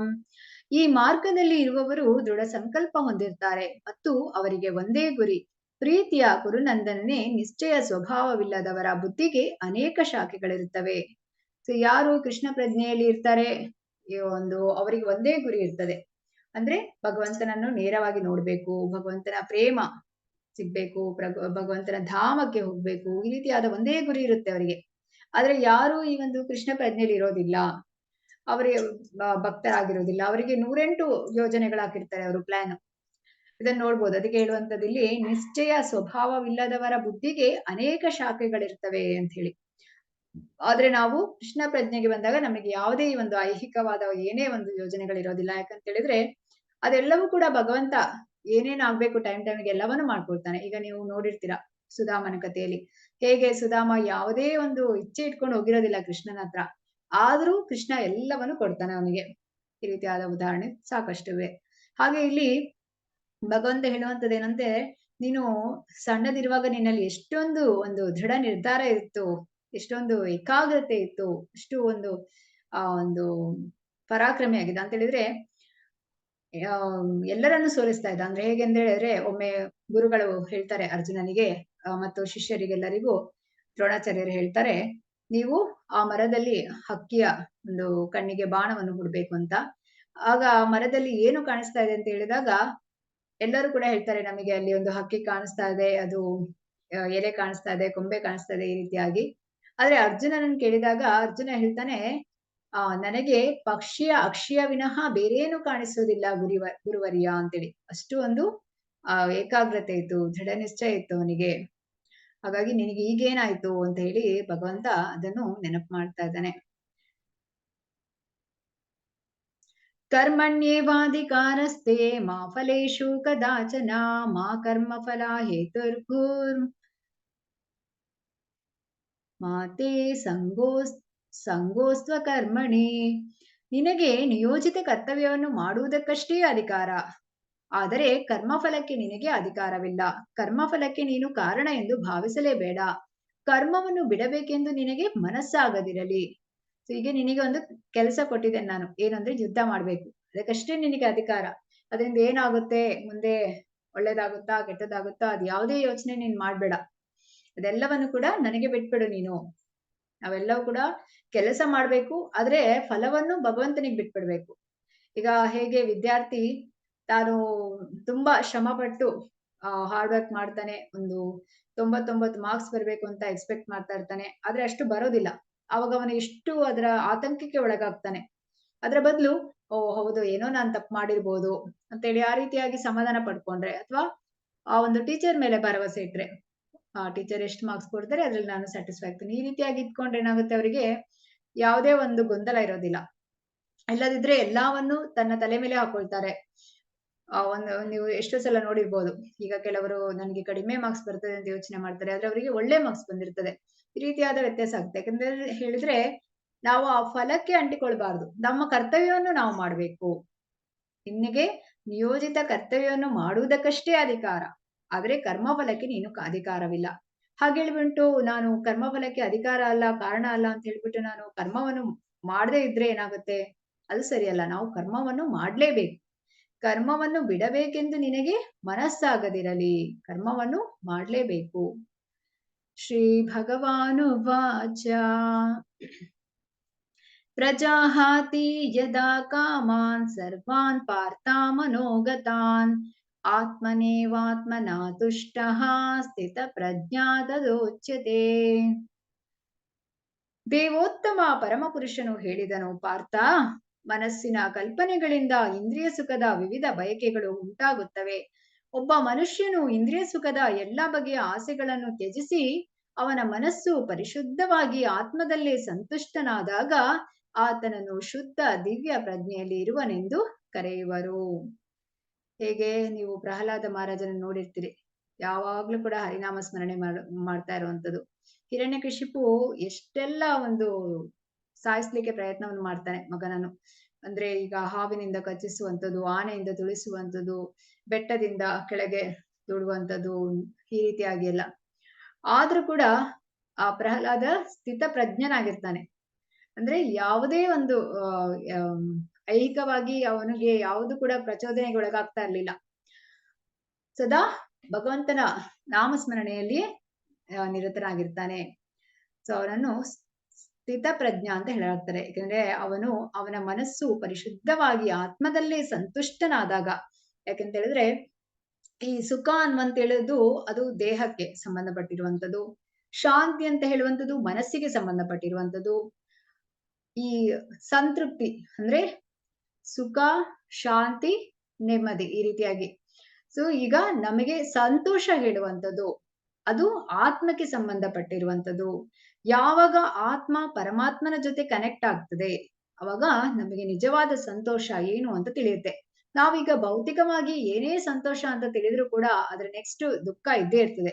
ಆದ್ರೆ ಆತ್ಮ ಪರಮಾತ್ಮನ ಜೊತೆ ಕನೆಕ್ಟ್ ಆದಾಗ ನಿಜವಾದ ಸಂತೋಷ ಅಂದ್ರೆ ಏನು ಅಂತ ಗೊತ್ತಾಗುತ್ತೆ. ಅದು ಈ ಸ್ಥಿತಪ್ರಜ್ಞರ ಲಕ್ಷಣವಾಗಿರ್ತದೆ. ಇಲ್ಲಿ ನೋಡ್ಬೋದು ನೀವು, ಮುಕ್ತಾತ್ಮರು ಅವರು ಯಾವಾಗ್ಲೂ ಆತ್ಮ ಸಂತೃಪ್ತಿಯಲ್ಲಿ ಇರ್ತಾರೆ. ಹಾಗಾಗಿ ಅವರು ಬಾಹ್ಯವಾಗಿ ಎಷ್ಟೇ ಯಾರು ತೊಂದರೆ ಕೊಟ್ಟರು ಕೂಡ ಅದಕ್ಕೆ ಅವರು ವಿಚಲಿತರಾಗೋದೇ ಇಲ್ಲ, ದೃಢಚಿತ್ತದಿಂದ ಇರ್ತಾರೆ.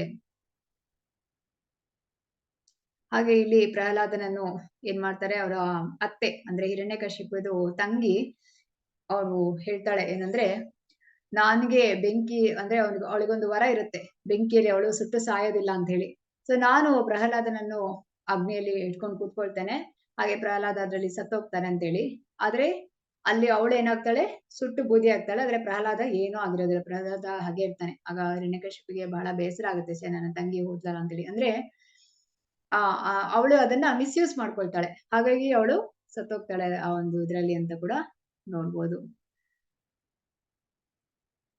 ಸಾಮಾನ್ಯ ಎಂದು ಭಾವಿಸುವ ಚಿಂತನೆಯು ಅತೃಪ್ತ ಕಾಮ ಮತ್ತು ಕೋಪವಾಗಿ ಬದಲಾಗಬಹುದು ಮತ್ತು ಒಬ್ಬರ ಅವನತಿಗೆ ಕಾರಣವಾಗಬಹುದು. ಸಾಮಾನ್ಯ ಎಂದು ಭಾವಿಸುವ ಚಿಂತನೆಯು ಅತೃಪ್ತ ಕಾಮ ಅಂದ್ರೆ ನಮ್ಮ ಡಿಸೈರ್ಸ್ ಫುಲ್ಫಿಲ್ ಆಗಿಲ್ಲ ಅಂದ್ರೆ ಏನಾಗುತ್ತೆ, ಅದು ಕೋಪವಾಗಿ ಬದಲಾಗುತ್ತೆ ಮತ್ತು ಅದು ಒಬ್ಬರ ಅವನತಿಗೆ ಕಾರಣವಾಗಬಹುದು. ಇದನ್ನ ನೀವು ಚಾಟಲ್ಲಿ ಹಾಕ್ಬೋದು. ಈಗ ನೋಡ್ಬೋದು ಅದಕ್ಕೆ ಉತ್ತರ. ಧ್ಯಾಯತೋ ವಿಷಯಾನ್ ಪುಂಸಃ ಸಂಗಸ್ತೇಷುಪಜಾಯತೆ ಸಂಗಾತ್ ಸಂಜಾಯತೆ ಕಾಮ ಕಾಮಾತ್ ಕ್ರೋಧೋಭಿಜಾಯತೆ. ಇಂದ್ರಿಯ ವಸ್ತುಗಳನ್ನು ಕುರಿತು ಚಿಂತಿಸುವ ಮನುಷ್ಯನಿಗೆ ಅವುಗಳಲ್ಲಿ ಆಸಕ್ತಿ ಹುಟ್ಟುತ್ತದೆ. ಇಂತಹ ಆಸಕ್ತಿಯಿಂದ ಕಾಮವು ಹುಟ್ಟುತ್ತದೆ, ಕಾಮದಿಂದ ಕ್ರೋಧವು ಉದ್ಭವಾಗ್ತದೆ. ಇಂದ್ರಿಯ ವಸ್ತುಗಳು, ಈಗ ಯಾರು ಮದ್ಯಪಾನ ಮಾಡ್ತಾರೆ ಅವರಿಗೆ ಆ ಮದ್ಯ ಅಂತ ಹೇಳಿದ್ಯಲ್ಲ ಅದು ಇಂದ್ರಿಯ ವಸ್ತು ಆಗಿರ್ತದೆ. ಅದರ ಬಗ್ಗೆ ಯೋಚನೆ ಮಾಡ್ತಾ ಇದ್ರೆ ಏನಾಗುತ್ತೆ, ಆಸಕ್ತಿ ಹುಟ್ಟುತ್ತೆ. ಅಂದ್ರೆ ನನ್ಗೆ ಅದನ್ನ ತಗೊಳ್ಬೇಕು. ಸಪೋಸ್ ಅದನ್ನ ತಗೊಳ್ಳಿಕ್ಕೆ ಆಗ್ಲಿಲ್ಲ ಅಂದ್ರೆ ಏನಾಗುತ್ತೆ, ಕೋಪ. ಕಾಮ ಅಂದ್ರೆ ಆಸಕ್ತಿಯಿಂದ ನೆಕ್ಸ್ಟ್ ಆಸೆ, ಕಾಮ ಹುಟ್ಟುತ್ತೆ, ಕಾಮದಿಂದ ಕ್ರೋಧ ಉಂಟಾಗುತ್ತೆ.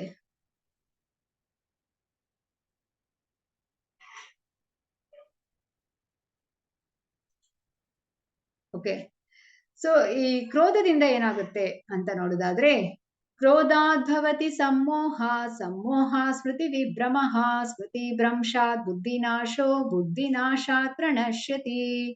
ಕ್ರೋಧದಿಂದ ಸಮೋಹವು ಉಂಟಾಗುತ್ತದೆ, ಸಮೋಹದಿಂದ ಸ್ಮೃತಿಯ ಭ್ರಮೆಯುಂಟಾಗ್ತದೆ, ಸ್ಮೃತಿ ಭ್ರಮೆಯಿಂದ ಬುದ್ಧಿನಾಶವಾಗ್ತದೆ. ಬುದ್ಧಿನಾಶವಾದಾಗ ಮನುಷ್ಯನು ಮತ್ತೆ ಐಹಿಕ ಪ್ರಪಂಚದಲ್ಲಿ ಮುಳುಗುತ್ತಾನೆ. ಸೊ ನಮಗೆ ಮತ್ತೆ ಈ ಐಹಿಕ ಪ್ರಪಂಚದಲ್ಲಿ ಮುಳುಗ್ಬೇಕಾ? ಬೇಡ. ಈ ಜನ್ಮ, ಮೃತ್ಯು, ಜರ, ವ್ಯಾಧಿ, ಹುಟ್ಟೋದು, ಸಾಯೋದು, ರೋಗ ಬರುವಂಥದ್ದು, ಮತ್ತೆ ವೃದ್ಧಾಪ್ಯ, ಇದೆಲ್ಲವೂ ಮುಪ್ಪು ಬರುವಂಥದ್ದು, ಇದೆಲ್ಲವೂ ನಮಗೆ ಬೇಕಾ?